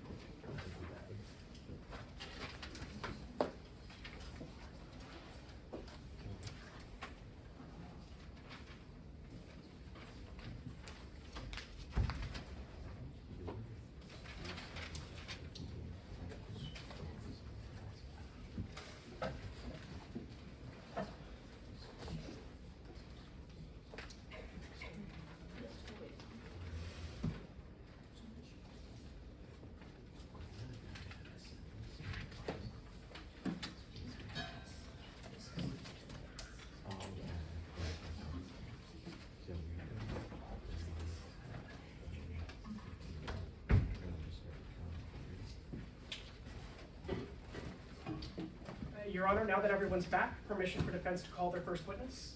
Please. Yes, Your Honor, at this time, the defense calls Dr. Gray Marlowe to the stand.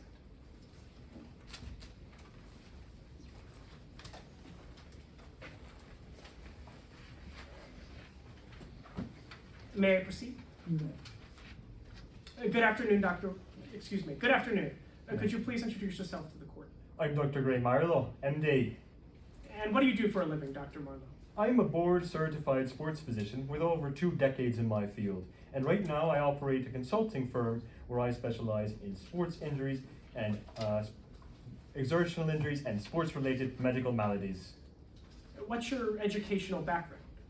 Well, I came to Midlands University of Southern Plains from Donegal County to get my bachelor's degree, and then I got my MD at Bay Ridge College in New Jersey, and then went on to get a fellowship in forensic sciences. Do you have any professional experience? I do. I'm a licensed medical examiner, and for a while in my career, I was the head physician for the Midlands Meteors basketball team. Now, back in my day, we were a grand bunch of lads, but ever since I've left, the Meteors are bandjacks, I'll tell you that. Dr. Marlowe, why are you here today? I was hired by the president of the studio to review this case. And how do you analyze a case like this one? Well, I use what I call the STAR method. What's the STAR method, Dr. Marlowe? The STAR method is a method that analysts like me use to review cases. First, we start by studying all relevant materials, and then I conduct a thorough analysis in order to create my report. It's widely relied upon in my field. Did you reliably apply that STAR method to the facts of this case? I sure did. All right, well, I want to start where you did then, studying relevant materials. What materials did you review for your analysis?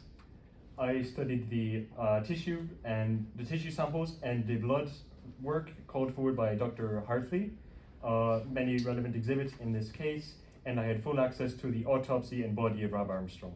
Were those materials sufficient for your analysis? Yes, they were wholly sufficient. Let's move on to your next step, your analysis. What can you tell us about your review of Dr. Hartley's report?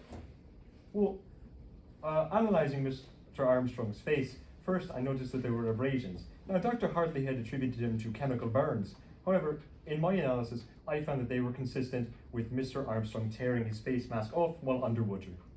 Did you find any other issues with Dr. Hartley's report? Yes, during my observations of the kidneys, I found calcium oxalate crystals. Now, Dr. Hartley had noted that there was a cortical pallor to the kidneys, which means that they looked pale or white. I observed no such thing during my analysis. What was the cause of death according to Dr. Hartley? Dr. Hartley attributes Mr. Armstrong's death to asphyxia, which resulted in drowning. And although I agree that that's the ultimate cause of death, I cannot agree with Dr. Hartley that oxalic acid inhalation led to Mr. Armstrong's death conclusively. Did you find any evidence contradicting oxalic acid as the cause of death in this case? I did.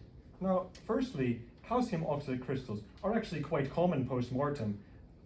And what else can cause those crystals? Well, you see them a lot when people are dehydrated before they die, or if their diets consist of food high in oxidants, like spinach, nuts, chocolates, all very common things. Did you find any other evidence contradicting oxalic acid as the cause of death in this case? It did. Now, the amount of oxalic acid that Dr. Hartley claimed Mr. Armstrong inhaled was between 1 and 1.75 grams. Now, I did not find evidence that suggested that the amount he inhaled was between 1 and 1.75 grams. Now, assuming he did inhale that amount, at worst that would have only caused some mild respiratory irritation. It certainly would not have been enough to induce oxalic acid poisoning. Well, what would you expect to see in a case with enough oxalic acid to cause poisoning? We'd expect to see widespread cellular damage throughout Mr. Armstrong's body. And additionally, we'd expect to see pockets of calcium oxalate crystals throughout Mr. Armstrong's body, not just in his kidneys. Did you observe any of that widespread cellular damage? No, I did not. Finally, I want to move on to your last step, your report. In preparing your report, did you note any alternative causes of death? I did. In fact, I prepared a demonstration to help me show you. Permission for Dr. Marlowe to step down and make use of a demonstrative aid. It's been shown to oppose it. Yes, sir.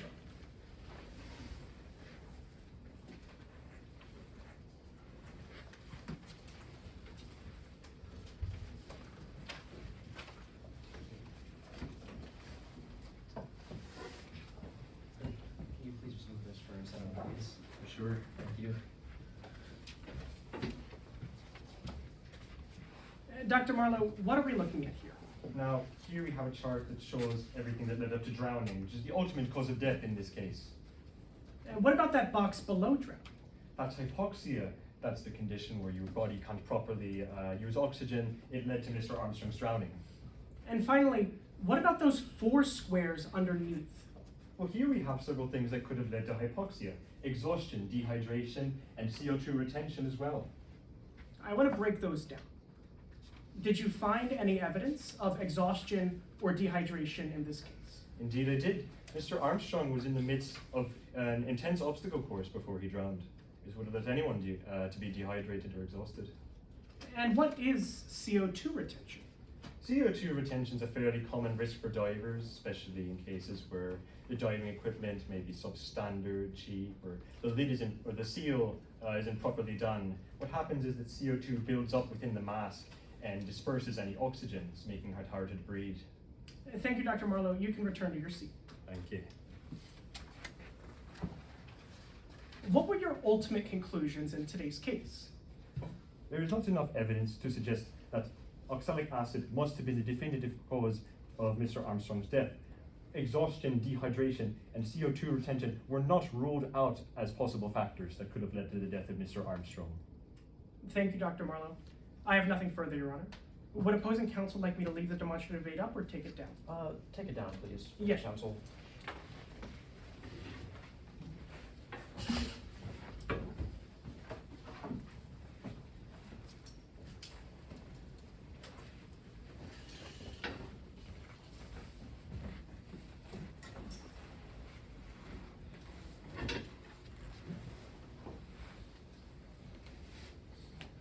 Permission to begin, Your Honor? You may. Now, Dr. Gray Marlowe, you've never yourself studied a case before where someone has specifically inhaled oxalic acid before, right? Inhalation of oxalic acid, no. I've seen ingestion of oxalic acid in a liquid form, but not in the powdered form, no.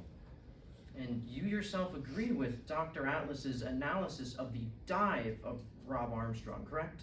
His analysis of the dive and the notes that he takes upon it, yes, I agree with those. And you yourself agree with Dr. Atlas's, my apologies, you yourself don't doubt that Dr. Atlas used nothing but the most standard and up-to-date methods for analysis, correct? No, I don't doubt that, no. Now, I would like to move away from your preliminary examinations. Your own analysis of Rob Armstrong's blood panels reached the same conclusions as Dr. Hartley's, correct? My analysis of his blood panels, is it? Yes, you came to the same results as Dr. Hartley's. Sure, yeah. And you found within Armstrong's kidney calcium oxalate crystals, correct? Yes, I did, but as I said earlier, they're fairly common post-mortem. But calcium oxalate crystals are still a potential sign of oxalic acid poisoning, correct? Potentially, of course, we'd see more than the smithereens of crystals that we saw in his kidneys. But that's a yes to my question that they are still a potential sign of oxalic acid poisoning. Yes, alongside cellular distress and, of course, crystals in other organs. We didn't observe cellular distress. We didn't observe widespread dispersion of the crystals. We found them in the kidneys and the kidneys alone. Now, Dr. Marlowe, you agree with Dr. Hartley's conclusions about oxalic acid if the dosage of oxalic acid is in non-fatal amounts, correct? Yeah, I agree that the amount of oxalic acid that Dr. Hartley concluded that Mr. Armstrong inhaled would have at worst caused some mild respiratory irritation, so think some mild coughing.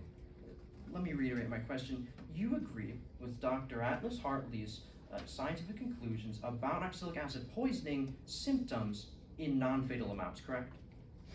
I do not believe that there was a fatal amount of oxalic acid, no. Now, you agree with Dr. Hartley's analysis of the symptoms if the dosage was in small amounts, right? In very small amounts, that would have only caused some mild coughing, yeah. Now, oxalic acid is toxic, right? Yes, it is. It can cause burns, Could, yes. dizziness, Possibly. muscle weakness, Yes, it could. and potentially it can cause comas, right? In very high amounts. Yes. Now, you find that Rob Armstrong had an extensive amount of oxalic acid inside his trachea and bronchi, correct? I found that he inhaled more than the average person does, which is none. But that's a yes to my question, that there's still an elevated amount of oxalic acid within his throat. Yes, he inhaled oxalic acid. And the only way that that oxalic acid could have gone there is that he inhaled it, right? At the risk of repeating myself, he did inhale some oxalic acid. Thank you, Dr. Gray Marlowe. Your Honor, I have no further questions for this witness. And no redirect examination, Your Honor. I just ask that Dr. Marlowe be allowed to step down. You may step down. Next witness. Yes, Your Honor. The defense calls Miss Rowan Patel to the stand.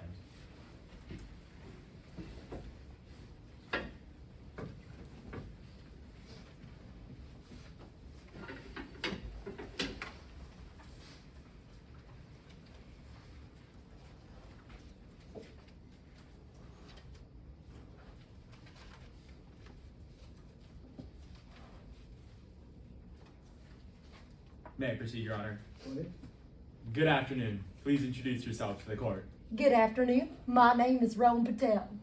Ms. Patel, what do you do for a living? Well, I actually currently don't have a job. I'm sorry to hear that. Where were you previously working? Oh, well, a couple years back, I used to work for this news station on their weather, you see. I had to get let go because of an incident that happened. You see, I was doing some reporting and then lightning struck. Now, me and this other intern, we both ran for cover, but there was only room for That's one of us. really all right, Ms. Patel. My apologies. I meant what was your most recent job like? Oh, I got you now. I used to be a challenge designer for something called the Saboteurs. You mentioned being challenge designer on the Saboteurs. What did contestants have to do in those challenges? Well, I mean, we really put people through the ringer with these challenges. I've seen people refuse to complete them before. I mean, there was people head to toe covered in bugs, on tight ropes, balancing on moving logs, stuff like that. Ma'am, how does production make sure that those challenges are safe for contestants? Well, they had me do the safety checks on stuff. So before every challenge, I would check to make sure that everything was A-okay. What does checking those sabotages and challenges look like? Well, I would go head to toe for the challenges, make sure everything's all right, do some precautions. Like this one time we had this sand pit and I fell in and had to swim my way out. But as my mom always said, sand's no good for swimming, so it didn't turn out too well, but we took lots of precautions with that one. Did you check the saboteurs and the sabotages yourself? Well, actually, no.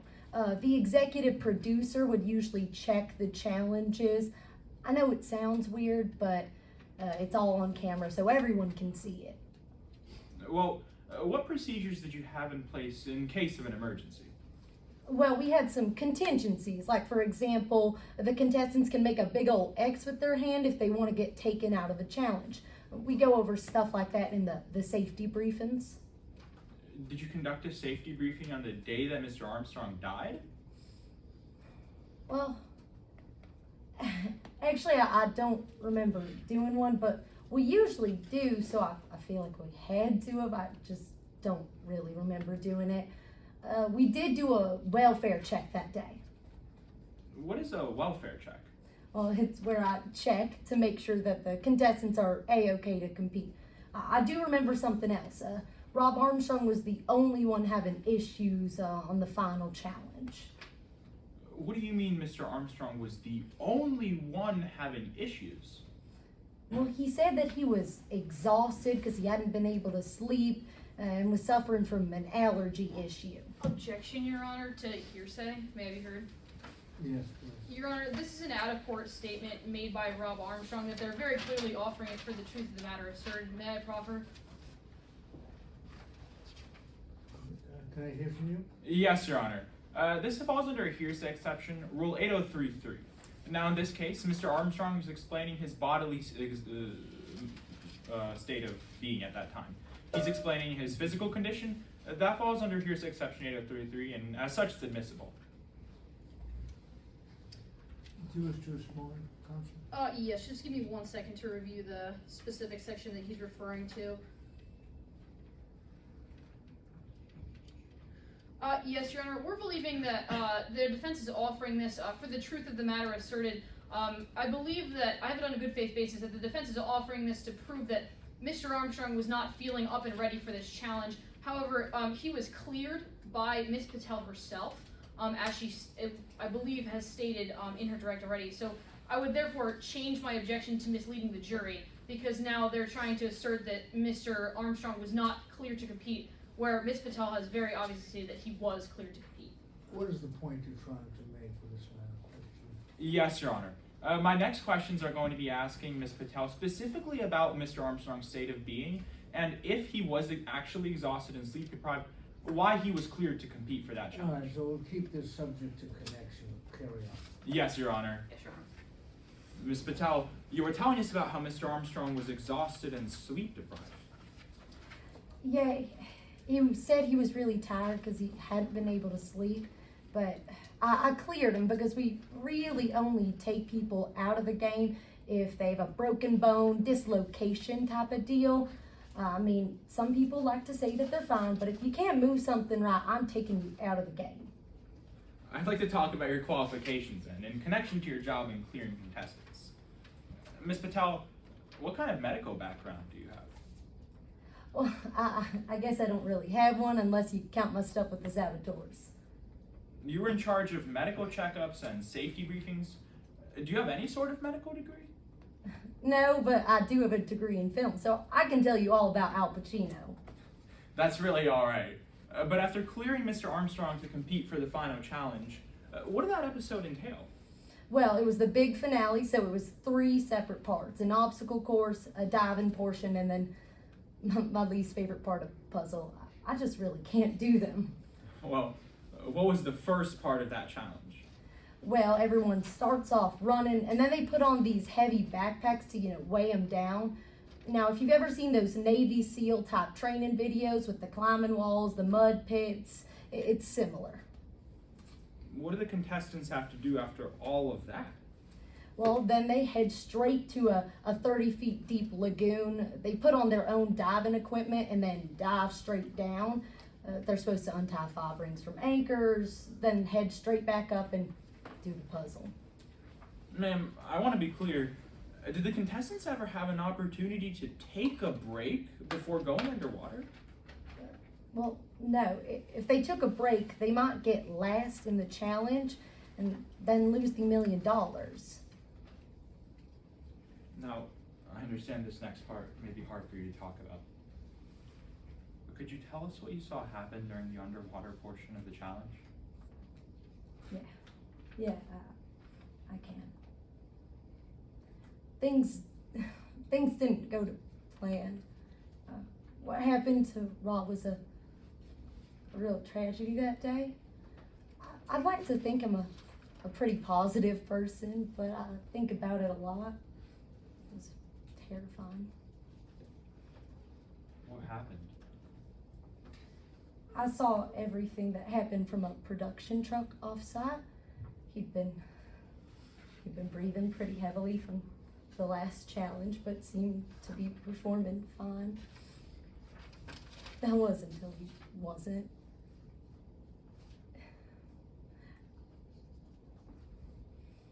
It was supposed to be a 5-minute challenge, but he was underwater for over 15 minutes. He clearly was struggling, and I knew something was wrong. You mentioned Mr. Armstrong was underwater for 15 minutes. Ms. Patel, did you have safety divers on set? Yeah, we did. I don't know what took them so long, though. Everyone in the truck, we were all crying, we were screaming, we were yelling. We were doing everything we could. We were trying to get in touch with the people on site to send in the rescue divers, but we were getting no response from anyone. Nothing, not a none, not a call back.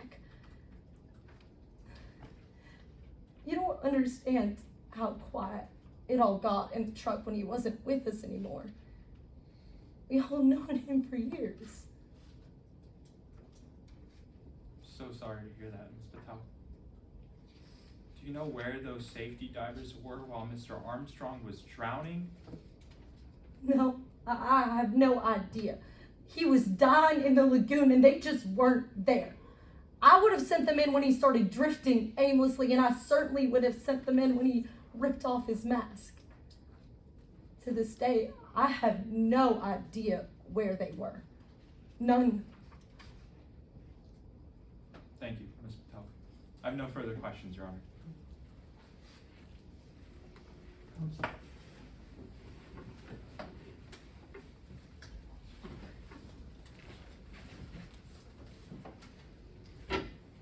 Ms. Patel, you stated on direct that you're in charge of the safety briefings for the shows, right? I Now, that includes all of the obstacle courses, correct? the safety briefings are where we talk about the obstacle courses and the precautions and the contingencies. But you're also in charge of safety of the set design, correct? Yes, I am. And so, with that, includes all of the potential sabotages, right?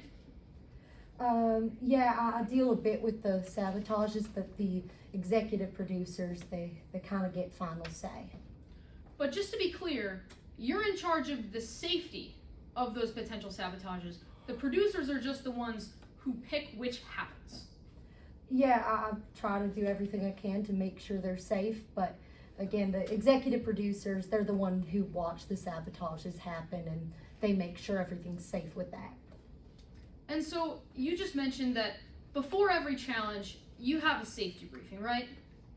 Yeah, And in those safety briefings, you have all of the contestants, right? yeah, we're supposed to. And you've been doing these safety briefings before every challenge, yes? Yeah, All the way back to the beginning of the show. yes, ma'am, we are. And in these safety briefings, you talk about emergency signals, correct?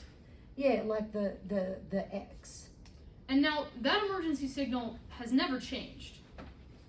No, not that I know of, it hasn't. Across the entirety of the show, none of the safety signals or any of the other safety precautions have changed.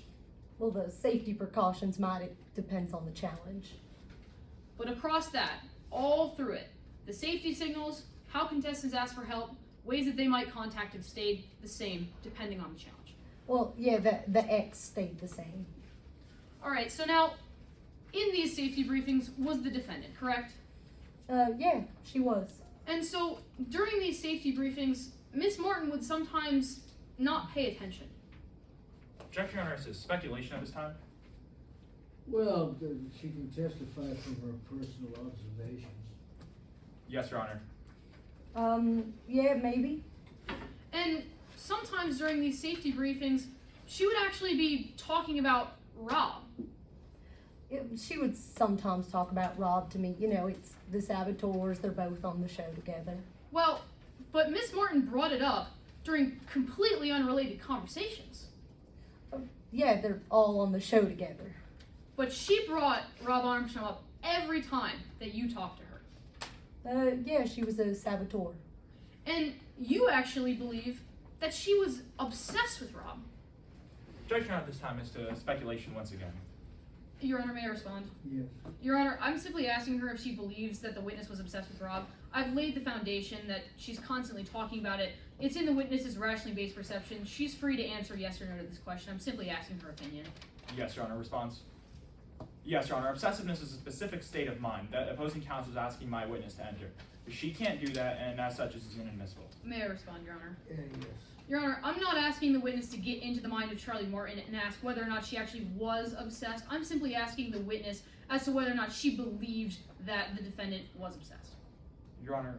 What's the relevance if she says yes? Your Honor, we're trying to prove that Miss Martin has a vendetta against Rob. She's constantly talking about him. She's constantly trying and plotting to win against him. And so it's very relevant to prove that other people had also noticed this obsession.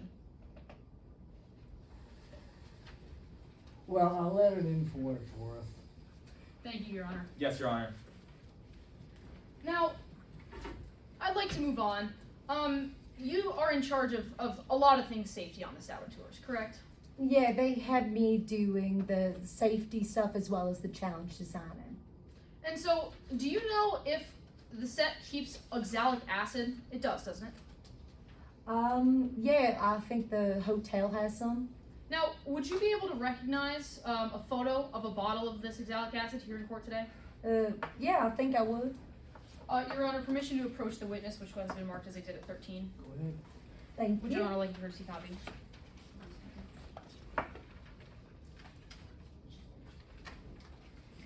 Ms. Patel, do you recognize this?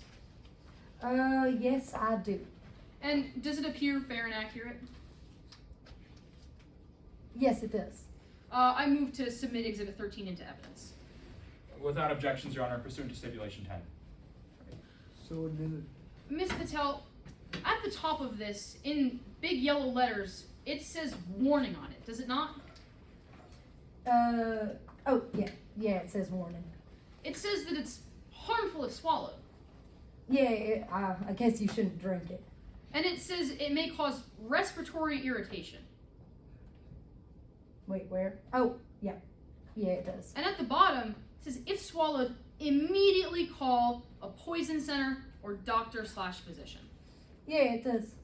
And so, you believe this substance to be very dangerous. You shouldn't drink it. And so, you don't believe that someone should ever come in contact with it.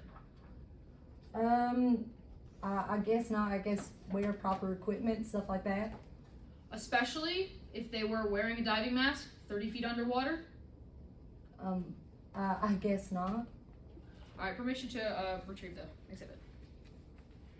Now, Ms. Patel, you're familiar with the pre-show interview between Indigo Quaid and Charlie Martin, yes? Yes, I am. Would you recognize it if I showed it to you here in court today? Yes, I would. I'm showing opposing counsel and I'll be approaching the witness with what has been marked as Exhibit 25. Thank Would you like a courtesy copy, Your Honor? Please. Does this appear to be a fair and accurate transcription? Yes, it does. And you recognize it? Yep, I do. I would like to move to submit Exhibit 25 into evidence at this time. Objection, Your Honor, is to Rule 805, hearsay within hearsay. May be heard. Yes, where is the hearsay?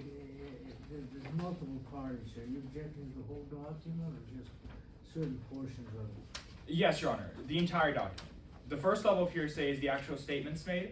The second level of hearsay is the transcription that's made. That's still another layer of hearsay. What's the objection to the portions that relate to Charles Martin? Yes, Your Honor. If there were just one level of hearsay, we recognize that this would be admissible pursuant to Rule 801D2A. However, in this case, there's a second level of hearsay, which opposing counsel still needs to have a hearsay exception for. As such, it's still inadmissible.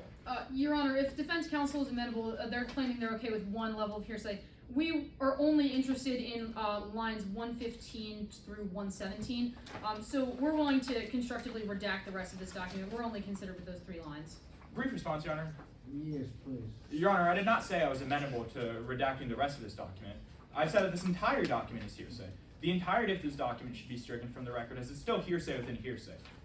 Your Honor, these are statements made by a party opponent. They're very obviously an exemption of hearsay. We're saying that we are very amenable to redacting the statements of the other party, Mr. Indigo Quaid. However, the statements made by Charlie Martin, the defendant, are very probative.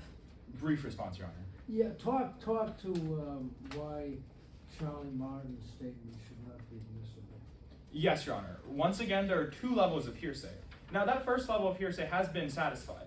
However, that second level of hearsay, the actual fact that this was transcribed and this was made into a transcription, that's another level of hearsay. The fact that someone took the time to watch these episodes, write it out onto a computer, type it out, print it out, that's another level of hearsay that opposing counsel hasn't satisfied, and as such, it's still inadmissible.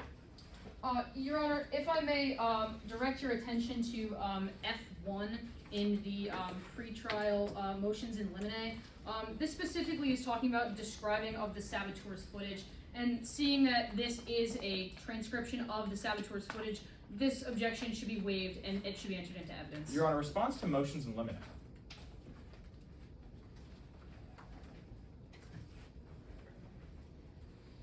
What was decided in the motion of It's F1. It says that all objections described within the entry, which is any saboteur's video footage, should be denied.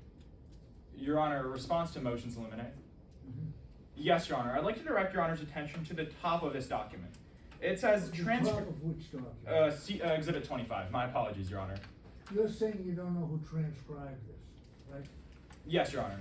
Do you know who transcribed this? Your Honor, I'm not sure who transcribed it. However, it was already stipulated that there are no objections on transcriptions of the footage in F1. And point me again to where it says that. Yes, of course. So at the top here, it says both parties raised varying concerns about the footage under MRE articles. All objections described within this entry are denied. And your position as to why that should not bind what gets into admitted into evidence as well? Yes, Your Honor.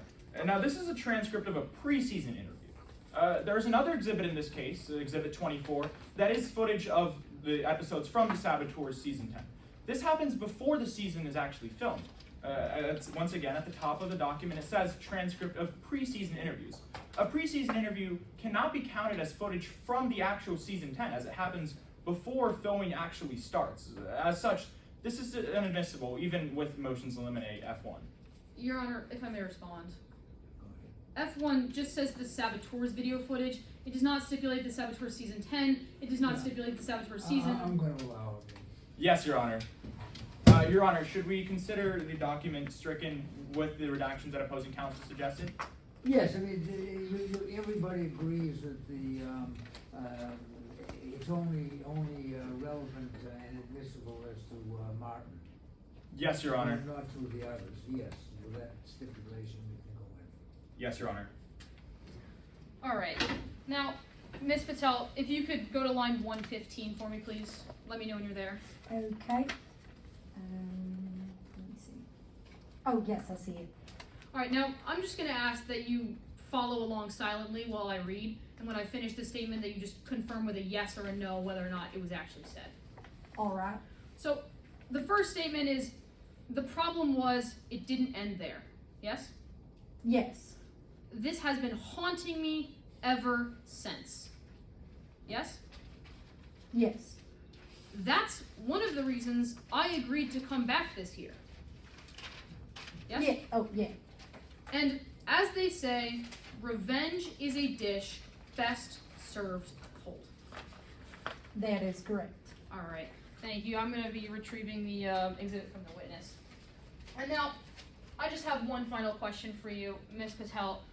You are fairly certain that you saw the defendant, Charlie Martin, tampering with the diving mask, yes or no? Objection, Your Honor, at this time as to lack of personal knowledge may be heard. Briefly.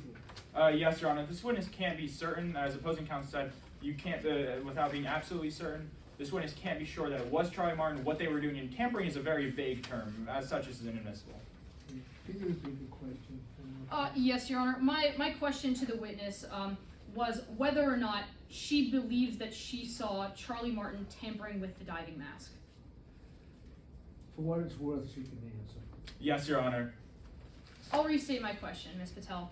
You believe that you saw Charlie Martin tampering with the diving mask.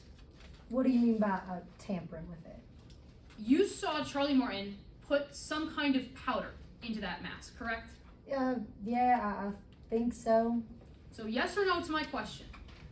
You saw Charlie Martin tamper with the diving mask. Yeah, something like that. No further questions, Your Honor.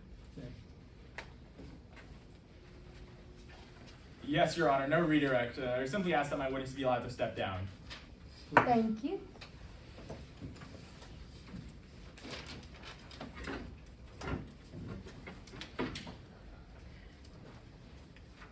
Proceed. At this time, the defense calls Miss Charlie Martin to the stand.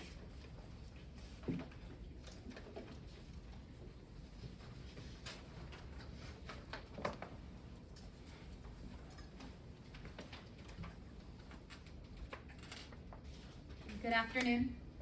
Can you please introduce yourself to the court? My name is Charlie Martin. Can you tell the members of the jury a little bit about yourself? Well, I've lived right here in Midlands pretty much my whole life. I actually still live with my mom and my two little sisters in our childhood home, and well, things have been kind of crazy for us recently. I guess they have been for a while. What do you mean by that? Well, even when I was on season 2, the media attention was overwhelming. Even my little sisters would be asked in school about the famous betrayal and all. I just felt that all eyes were on me and the people I cared about too. And how did that affect you? It was hard to handle. I mean, again, not just for me, but for my family too. And that's actually why I decided to go back on the show for season 10. I thought if I could succeed and show the fans that all this drama with Rob was fake, that everything would just settle down for all of us. Now, Miss Martin, have you been with us throughout the entirety of today's trial? I have. Do you know what it is you're being accused of? I do. And I want to get into your time on set. What were the conditions like on set of The Saboteurs? During filming, we stayed in a hotel called Hotel Lux. And everything was controlled by the producers. They controlled what we ate, how much we ate, when we slept, if we slept. And I could not make a move without my every move being recorded, being watched. And I couldn't go anywhere without a camera following me, especially because I was a saboteur. You mentioned being a saboteur. What sort of things did that role entail? The saboteur's job is to come up with sabotage ideas. They were used during challenges to make them harder for the other contestants. And they could get pretty extreme. Well, what sort of sabotages were typically allowed on The Saboteurs? Quite a lot, actually. I mean, in season 2, things were a lot more controlled. Because in that season, it was the producers who came up with a list of options of sabotages, and the saboteurs just had to pick one of them. But this last season, season 10, it was different. How so? I mean, it was a big deal. It was the all-star season, which meant that some of the old rules were waived in favor of more lenient ones. So it was actually the saboteurs, instead of the producers, were coming up with the craziest ideas we could think of. So what was production's role in the sabotage aspect of the show? Well, production still had to approve all the sabotages before they happened, and they had to make sure that every sabotage was performed correctly and was filmed for the show. Miss Martin, was one of those sabotages putting a substance called oxalic acid into Rob Armstrong's mask? Yes. Now, can you tell the members of the jury why you did that? I just thought it smelled bad, and when Rob smelt it, that he would take off his mask and he would waste time to try and get a new one, and I could get an edge on him, but I didn't even know if I was going to be allowed to do it, so I went to Riley K for approval, and I got it. I was assured that there were going to be safety divers, that there was going to be people watching on the cameras, and it didn't feel possible that anything could go wrong because production had everything under control. That is why I did all of this. So, did you think production would keep Rob Armstrong safe? Yes, I truly did. They were the ones in charge. Were there any actions that production took to make you feel that way?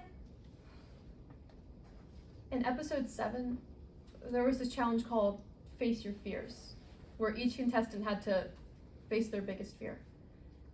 One of them was deathly afraid of needles, so her challenge was to get a tattoo. Now she freaked out. She had this huge panic attack, but immediately production and the medical team swooped in and they stopped her from hyperventilating. Because of this, I thought production was going to be there if anything went wrong during the challenge. Were there any other reasons that you thought that Rob Armstrong would be safe, even with the approved sabotage? Well, yes. In challenge before the last one we did, it was also a diving challenge. And because there were eliminations, that meant there were extra diving masks from the contestants who got eliminated. So I thought when Rob smelt the powder and he took his mask off, that production would just get him a new one. Was production around when you completed this sabotage? Yes. Riley Kay was there to approve the sabotage, and then I was given a body camera to record all my sabotages. Can you tell the members of the jury the exact sabotages you completed on Rob Armstrong's equipment? I just put a pinch of oxalic acid powder into his diving mask, and I put 10 extra pounds of weight into his backpack. And would you recognize a copy of a photo of that equipment that you all used for these challenges? Yes. I'm now approaching opposing counsel. And the witness in turn, with what has already been entered into evidence as Exhibit 11, I believe Your Honor should have a copy.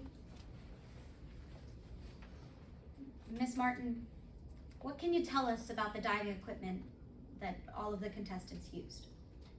Yes. This is a photo of Rob Armstrong's diving mask. In my free time, I'm actually scuba certified, so I know a lot about this kind of stuff. And a mask like this is one I would never use in one of my own recreational dives. When I put it on, it felt like this cheap, flimsy plastic, and I don't even recognize this brand. Objection, Your Honor, as to relevance may be heard.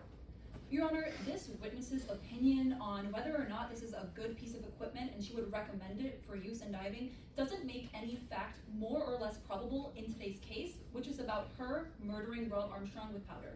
Response, Your Honor? No, answer these questions though. Of course. Is she an expert on diving equipment? And two, what do you say to your sister's point that, what does this matter? Your Honor, she has her scuba certification, so she's worked with this type of equipment before. She's not an expert, but she does have knowledge of what these typically look like. The relevance here is that this diving equipment was made of cheap, flimsy plastic, and it was never inspected to see whether or not something could have gone wrong with the diving equipment during the investigation. Your Honor, may I respond on those grounds? Yes. As Your Honor mentioned, this witness isn't an expert in the reliability and safety of diving equipment.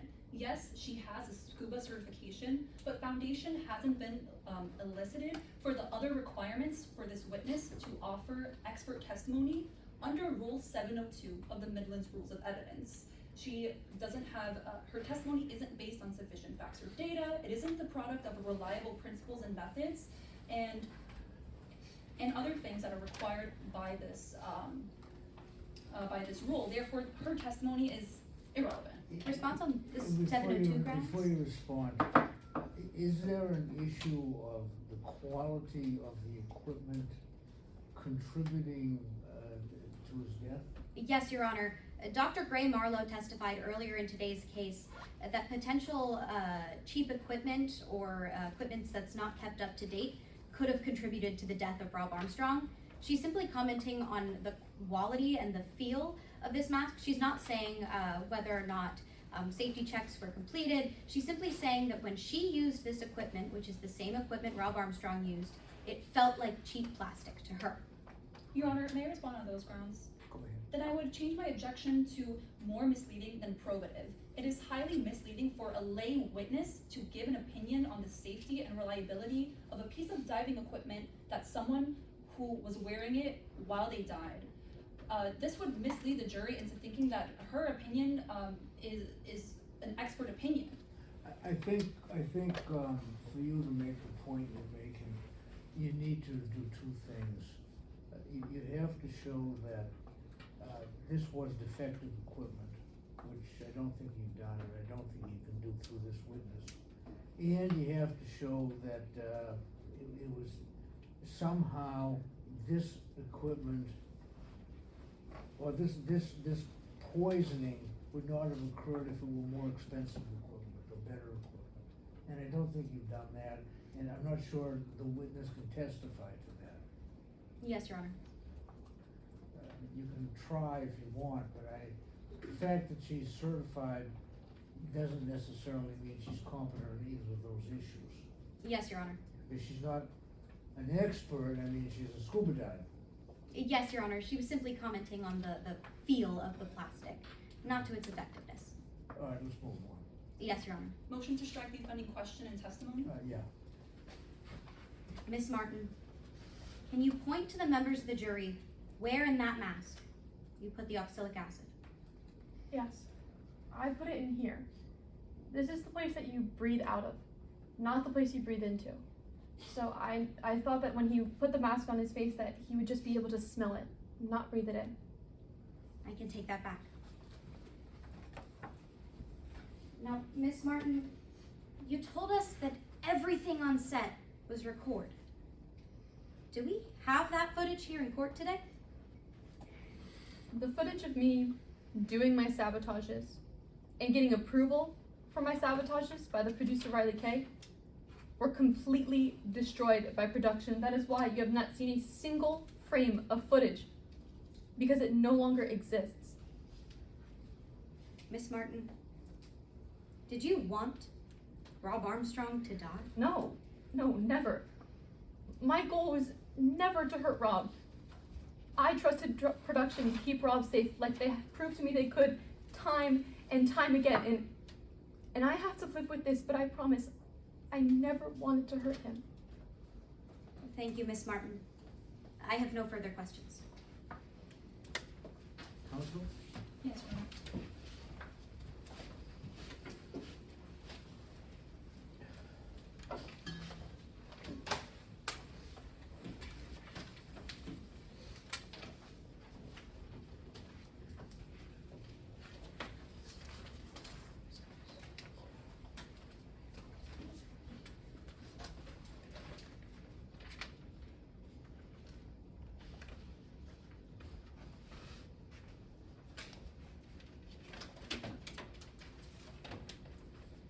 Your Honor, permission to proceed? Good afternoon, Ms. Martin. Good afternoon. I want to talk about some of the things that you said on direct examination. First, you said that the conditions on set were such that everything was controlled. That's what you said? Yes, that's true. But you were present for the testimony of Indigo Quaid, right? Yes, I was here. Indigo Quaid is the host of the Saboteurs. Yes, Indigo is the host. And he testified today under oath that on the Saboteurs, they kept everything real. Yeah, sure. You didn't hear him testify anything about production being overly controlling? No, I don't remember him being asked about production being controlling. You heard testimony from Rowan Patel, who was a challenge designer on the Saboteurs. Yes. She didn't testify anything about production being overly controlling. Again, I don't know if she was asked about that. So that's a no. No. And in your own interrogation, you admit that production didn't force you to do anything. No, they didn't force me to do anything, but they just controlled the conditions we were in and everything we did. Right. You said on direct that you couldn't go anywhere without a camera in your face, isn't that right? During filming of the episodes, yes. So to clarify, only during episode filming is when cameras were in your face? Yeah, filming episodes, before, after sabotages, during interviews, such as like that. But outside of that, you had time where cameras were in your face. That's true?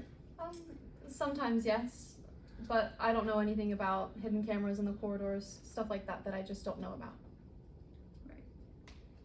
And now, you testified that production was controlling, but at the same time, you also testified that season 10, the sabotages were more lenient. The sabotages, it just changed who was coming up with the ideas. This time it was the saboteurs coming up with ideas, when and before it was actually production. Exactly, so the production became less controlling when it came to the sabotages. Yes. When I say production was being controlling, I mean about our environment and the conditions we were in. When it came to our sabotages, they were actually loosened a bit. Exactly. Now, I want to move on to something you said on direct, that you thought Rob would be safe putting that oxalic acid powder in his mask. That's what you said, right? I did. When I told production about it, I hoped that they would take every safety precaution to make sure that he would be okay, that they'd be watching, that if anything went wrong, the safety divers would be put in the water. Your Honor, permission to approach the witness with what has been entered into evidence as Exhibit 13. Let the record reflect, I'm handing the witness Exhibit 13. Miss Martin, you thought Rob Armstrong would be safe, but doesn't this label have a warning label in bold black letters? Yes, and that's why I was hesitant to use it, and that's why I went to Riley K first. and he gave me permission. You thought he would be safe putting a powder that's harmful if swallowed in his mask. That's why I never put it in his food or anything. Right, but you put it in his breathing mask. Yes, the place where he exhales, so he wouldn't breathe it in. You thought he would be safe with a powder near his nose and mouth that causes severe skin burns and eye damage? It wasn't near where his face would have been, and I hoped that when he smelt it, he wouldn't even put the mask on. But that's a yes to my question. This label states causes severe skin burns and eye damage. The label says that, but I didn't put this anywhere near where it would have been touching his skin. To be clear, you put it in a diving mask that he would wear on his face. I put it the place where he breathes out, not the place where he would have put his skin. That's interesting. You said that you put it in the place where he would exhale, but you heard testimony from medical examiner Atlas Hartley. And I did. she testified that oxalic acid powder was found in Rob Armstrong's body. I heard that, but I'm not a doctor. I don't know if that's true or not. So that's a yes, she testified that. Yes, I heard her testify. She testified that Rob Armstrong did in fact inhale that powder. Again, I don't know if any of her conclusions are true, but I did hear her say that. Right. You heard your own expert witness, Dr. Gray Marlowe, testify. He agrees that powder was inhaled. Yes, he said that there was a chance. Right. Permission to retrieve the exhibit? Please. I want to talk about something else that would tell you oxalic acid isn't safe. Permission to approach with what has been entered as Exhibit 14. Ms. Martin, this file was downloaded on your phone on January 8th, correct? Yes, I believe at the time I was researching a lot of chemicals for my parents.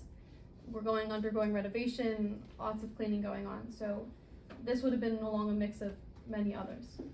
Right, but you heard Investigator Rivera testify that less than 2 hours after you downloaded this, you actually texted Riley Kay and agreed to go on season 10.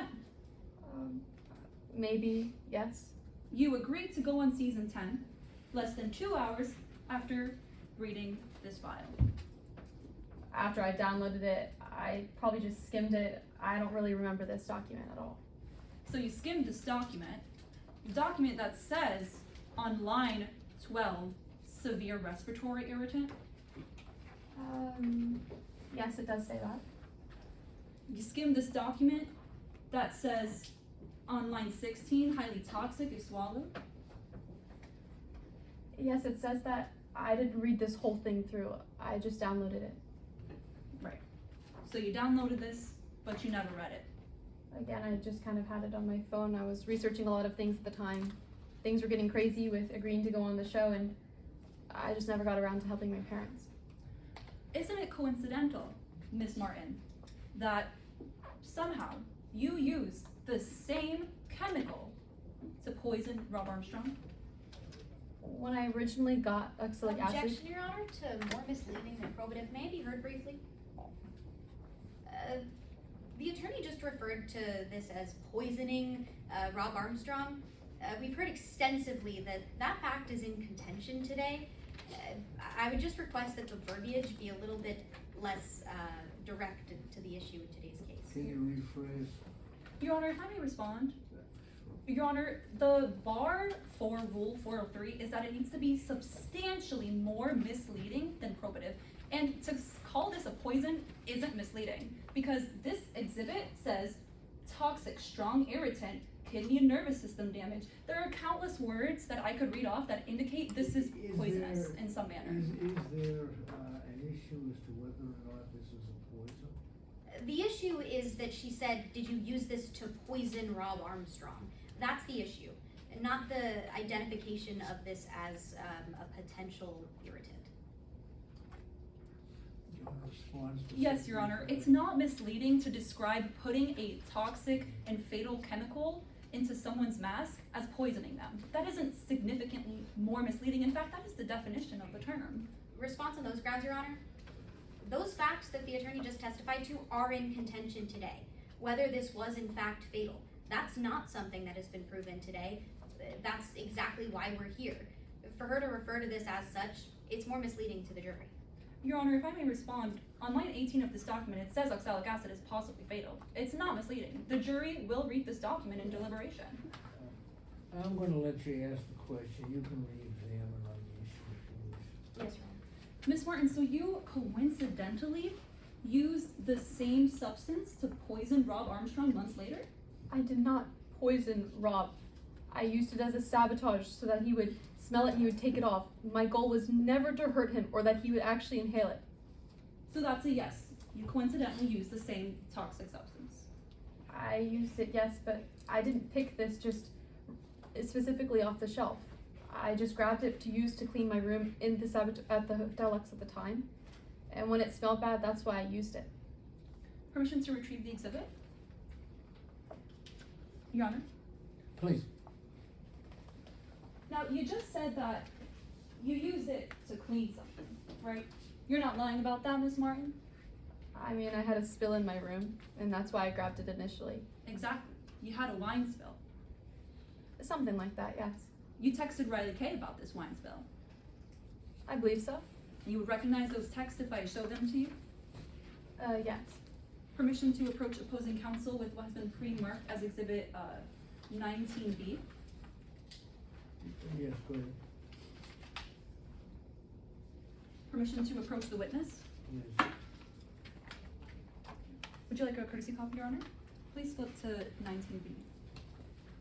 Ms. Martin, I just handed you what has been pre-marked as exhibit 19B. These are the texts between you and Riley Kay, right? It looks like it, yes. And they're in the same condition as when you last saw them? Yes, they are. Your Honor, at this time we move to enter this exhibit into evidence. Objection? Yes, Your Honor, at this time to relevance, I'm not particularly sure whether Miss Martin was cleaning up a spill or not is particularly relevant. She admitted to the fact that she used this substance. Your Honor, if I may be heard? Yes. Your Honor, the relevance of this exhibit is actually to go towards the witness's credibility. If I may proffer?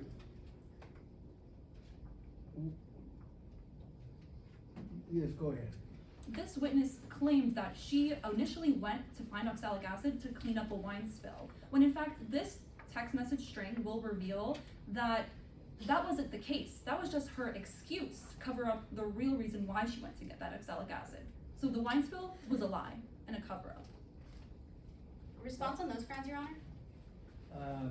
Yes, but I think you're heading into legal argument rather than examination of the witness. Go ahead. Your Honor, earlier in today's case when Indigo Quaid testified, there was a similar issue about a particular lie or potential lie.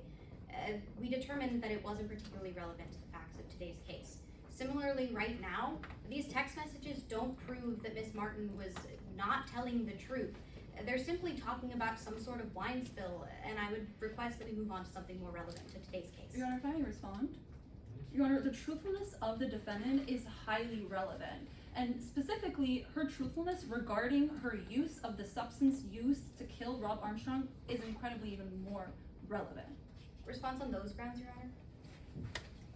Yes, but go ahead. I'll ask my question later. Yes, Your Honor. These particular texts outline talks of this particular spill. However, they don't show that Miss Martin was lying in any sort of way. They don't show untruthfulness. Therefore, opposing counsel is trying to make an argument that's not present in these texts. Your Honor, if I may respond? Well, briefly, but then we've got to move on. Your Honor, in a constructive sidebar, may I read aloud the exact quote that is a lie for you? The defendant texts Riley Kay, where do they keep the cleaning supplies in this place? Not the mops and buckets, but the chemicals. The second gray bubble states, just tell me where to find them, and if I get caught, I can say that I was just cleaning up a wine spill. So the lie here is that she's testifying in court today that she initially went to that closet to get oxalic acid to clean up a wine spill, when in fact these messages reveal the truth, which is that was just a cover-up for the real excuse why she went to go there. Is this exhibit not already in evidence? No, Your Honor, that's a separate piece of texts in front of you. And well, does this not go to credibility? Your Honor, I don't believe it does. There's no contradiction listed here. That's another way of saying, of explaining a use for something. There's no lie. It doesn't say I can just lie and say I was cleaning up a wine spill. It says that I can say that I was cleaning up a wine spill. That clearly states that she wasn't lying. There's no lie here. It's simply an explanation as to why she was getting the oxalic acid. Your Honor, this is potential perjury. She says, quote, if I get caught, I can say that I was just cleaning up a wine spill. In fact, right before that, she says, don't worry. And so she's reassuring whoever she's texting that, don't worry, if they find out I'm going to get this toxic substance, I'm just gonna come up with this excuse that I have to clean up a wine spill. She testified today that was the reason. So in fact, this is potential perjury. And the issue is whether or not this exhibit should be introduced into evidence, correct? Your Honor, it's this particular line of questioning Well, is this, irrelevant. the bit we're talking about, I can say that it was just cleaning up a wine spill. This particular exhibit, we agree that the statements in green, I believe, are the statements of the defendant and therefore fall under hearsay exception for party I opponent. don't think so, so what's you're arguing, it seems to me you're arguing as to an interpretation of these words. And Your you're Honor, free to do that, but is counsel also not free to do that? yes, Your Honor, I apologize, I wasn't objecting relevance to the document, I was objecting to the line of questioning itself. Your Honor, may I respond? Well, all right, go ahead. Opposing counsel is arguing as to How much wait. time is left? We have 20 minutes. Yeah, to all and we have pass. 17 So- minutes reserved for statements. All right, I'm gonna give you 10 more seconds. Okay, is the objection overruled, Your Honor? I think the document is admissible. And That's I fine. think both of you are free to argue whatever you want about it, which I hope we hear in the closing argument. Yes, Your Honor. So, you didn't actually go to the closet for a wine spill? I did go to the closet for a wine spill. You did or didn't? I did. Did. Okay, Miss Martin. And finally, you said on direct that you just put a pinch of oxalic acid, right? Yes, a But- very small amount. You heard testimony from Dr. Atlas Hartley that you actually put between 1 and 1.75 grams of oxalic acid in his mask. I put the smallest amount possible. I don't know if Dr. Hartley's conclusions are true. Well, she testified today under oath that her scientific conclusion was an estimate between 1 and 1.75 grams. I heard that, but I don't know if it's true. No further questions, Your Honor.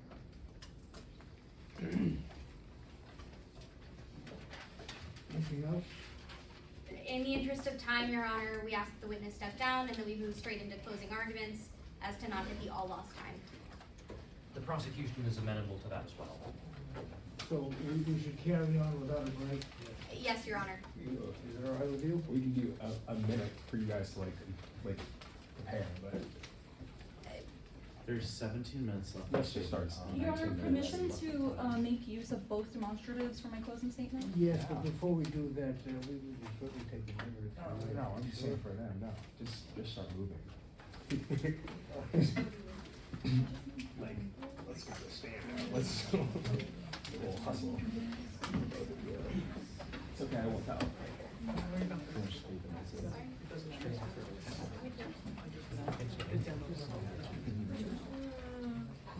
Oh, You guys need both to stand as We just well. put it on the chair, is what we do. Then a while. Yeah, that's fine. We're using our.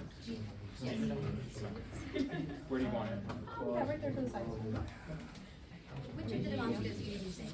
Oh, I hate to cut them off.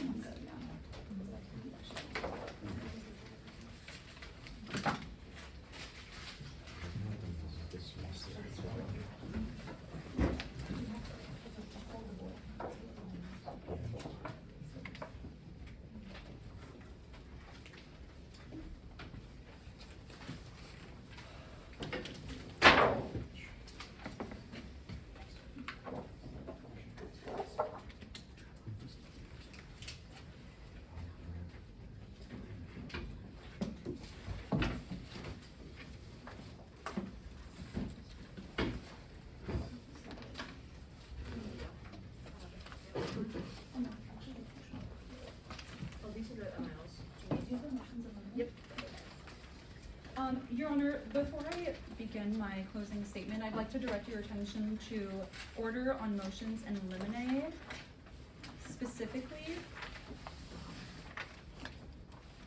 to order C.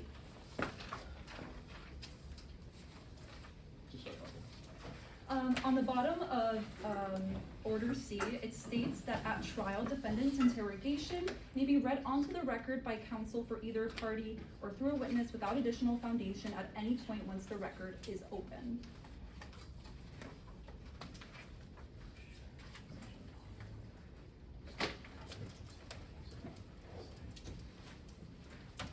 Your Honor, permission to proceed? Go ahead.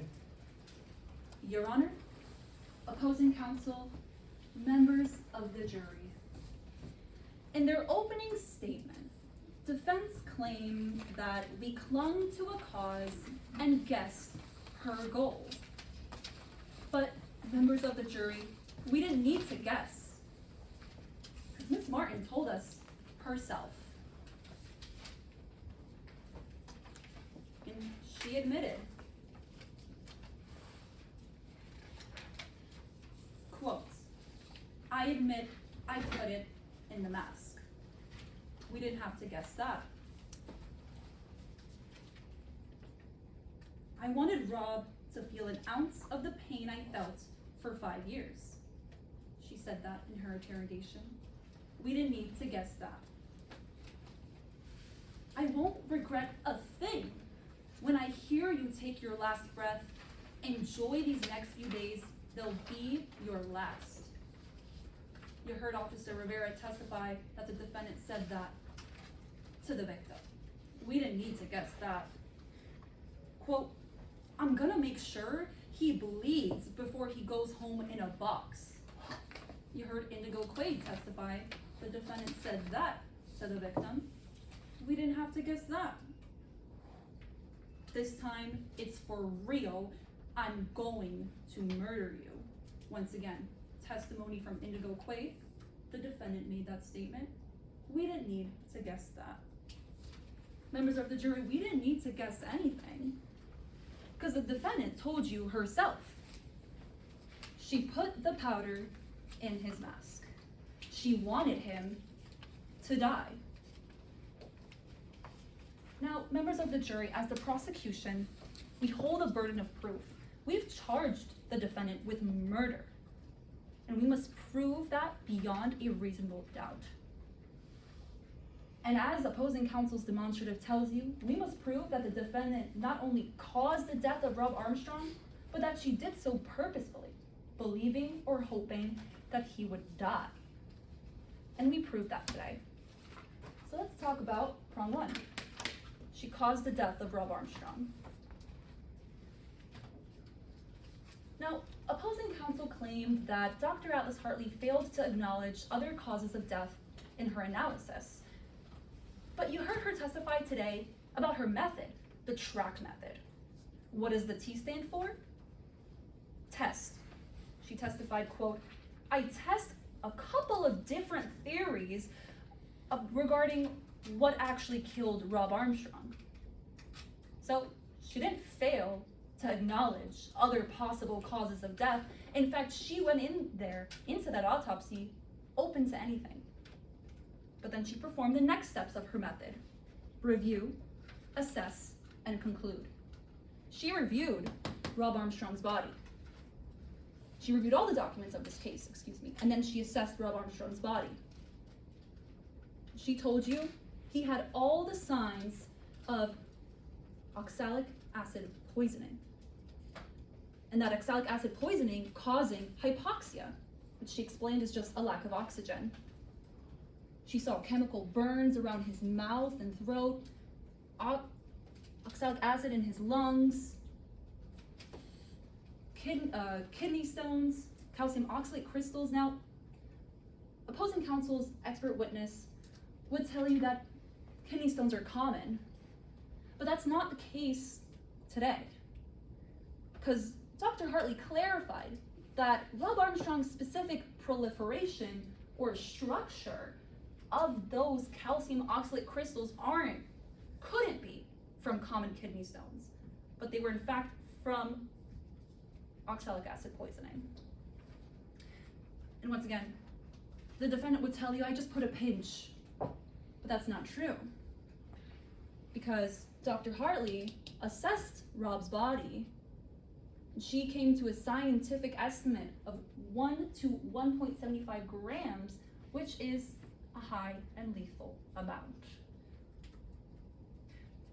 Dr. Marlowe also argued that Rob couldn't have been poisoned because he didn't have widespread cellular toxicity. But that's not what Dr. Hartley argued today. She argued that the inhalation of oxalic acid induced hypoxia. Not that it poisoned his entire body and all his organs, and that's what caused him to die. Let's be clear, members of the jury. The chief medical examiner told you the cause of death was drowning induced by hypoxia, and that hypoxia was caused by oxalic acid inhaled by the victim. So we've shown you that the defendant caused the death of Rob Armstrong because she put that powder in his mask, he inhaled that powder caused hypoxia, and he drowned. So it was a direct cause of his death. And but for the powder in his mask, he actually would have kept swimming and lived today. Members of the jury, safety signals and safety divers couldn't have saved Rob Armstrong from poisoning. So we proved the defendant caused the death of Rob Armstrong. We also proved that she did so purposefully. That she believed or hoped Rob Armstrong would die. At the beginning of my closing statement, I read to you numerous statements from the defendant that she made to or about Rob Armstrong, indicating that she wished he would die. I won't regret when he takes his last breath. These are going to be his last few days. I'm going to murder him. He's going to go home in a box. Clearly, she hoped she would die. Did she believe he would die? Yes, she did. Because members of the jury, she saw this label and she read this file. What does this label say? Warning, harmful if swallowed, causes severe skin burns and eye damage, may cause respiratory irritation. If swallowed, call a poison center or doctor/physician. She saw this. This was the label on the bottle of acid she put in his mask. She believed he would die if he ingested this. She had this file on her phone. She admitted to looking at it at least months before she agreed to go on season 10. And what does this file say? Members of the jury, I could read for hours and hours to you what this document says about the toxicity and fatality of oxalic acid. But it says it's toxic and it says it's possibly fatal. She believed he would die. Members of the jury, she texted a producer less than 2 hours after reading this file, I agreed to go on season 10. She went on season 10 ready to poison for payback. We didn't cling to a cause, members of the jury. She did. We didn't guess her goal. Her goal was to eliminate, to murder, to poison Rob Armstrong, and she got what she wanted. So find her guilty. Thank you. Your Honor, in the interest of time, if I could just jump right Start in. talking. Yes, please. May it please the court. They clung to a cause, and they guessed her goal. Members of the jury, put yourselves in the shoes of these contestants. You're beyond exhausted, constantly looking over your shoulder. You're being pushed past every limit. And that's exactly what these producers wanted. It's what they needed to get that soundbite that would go viral overnight. The producers needed the contestants to push themselves to the limits. if they wanted their show to succeed. And they wanted all but one of these contestants to fail. And on the last episode of season 10, that failure turned deadly. Rob Armstrong, exhausted by a production schedule that allowed little time for sleep, dehydrated by a demanding physical competition, and sick from allergies, put on scuba diving equipment he wasn't trained to use, and dove 30 feet underwater. It was obvious his body was failing him. First, he was sluggish, disoriented, convulsing, and finally, he was gone. For 15 minutes, as Rob Armstrong's condition worsened underwater, production did nothing. They didn't want to intervene. They didn't want to mess up the shot. They didn't want to mess up their show. But they're not the ones being prosecuted. Because today, the state has charged my client, Charlie Martin, a contestant on the show, as someone who didn't determine the sleep schedule, didn't design the challenges, didn't control the safety divers. And in doing so, they needed to prove two things to you. First, they needed to prove that Charlie Martin's actions actually caused Rob Armstrong's death. And second, that she took those actions believing and hoping that he would die because of them. They have to prove each of these to you beyond a reasonable doubt. And that's the highest burden in our legal system. And it means that sitting here today, unless you can't think of any reasonable alternative as to what happened to Rob Armstrong, you must find Charlie Martin not guilty. So let's walk through the state's evidence and figure out where they fell short. First is the cause. The state needed to prove to you, beyond a reasonable doubt, that Rob Armstrong would not have died but for the actions of Charlie Martin.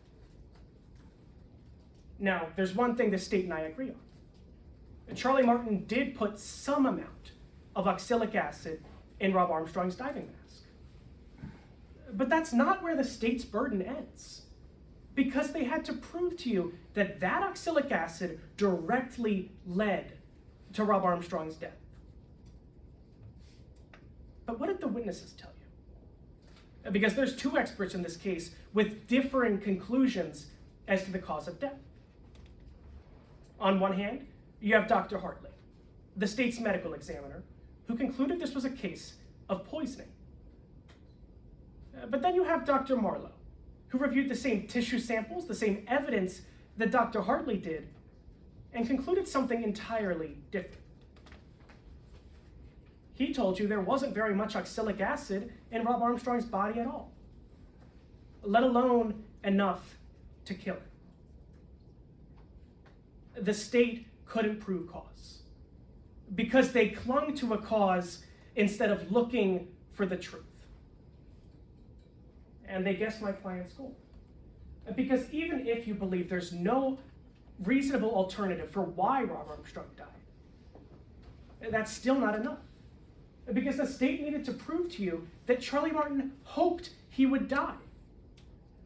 But what evidence did you hear today to support that? A TV rivalry played up for the cameras?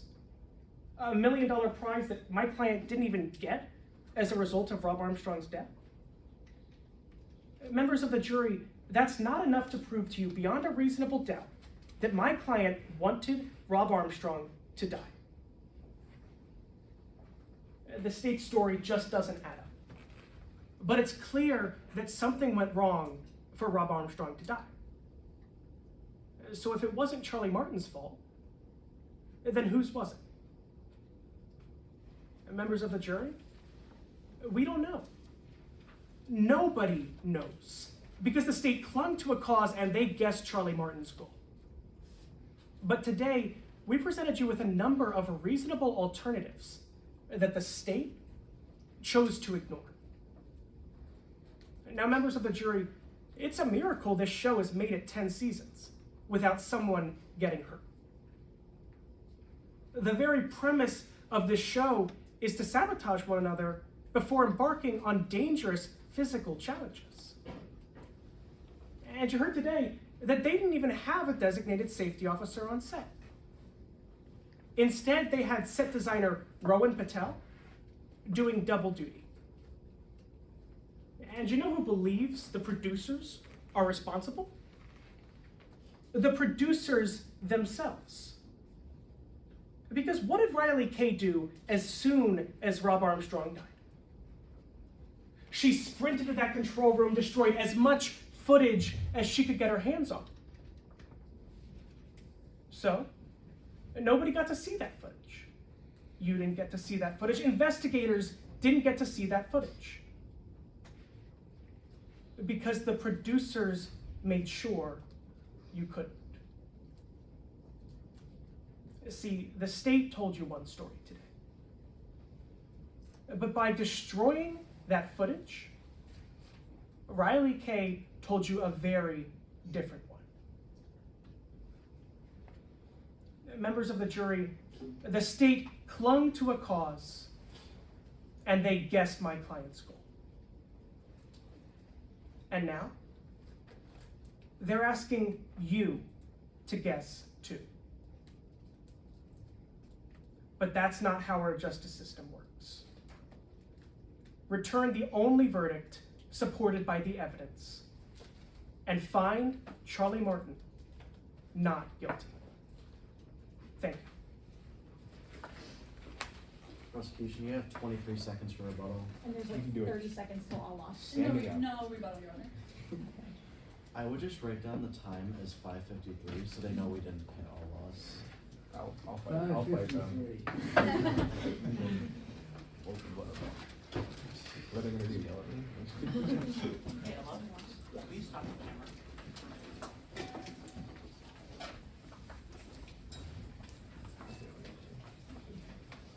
Well, you think you were gonna do.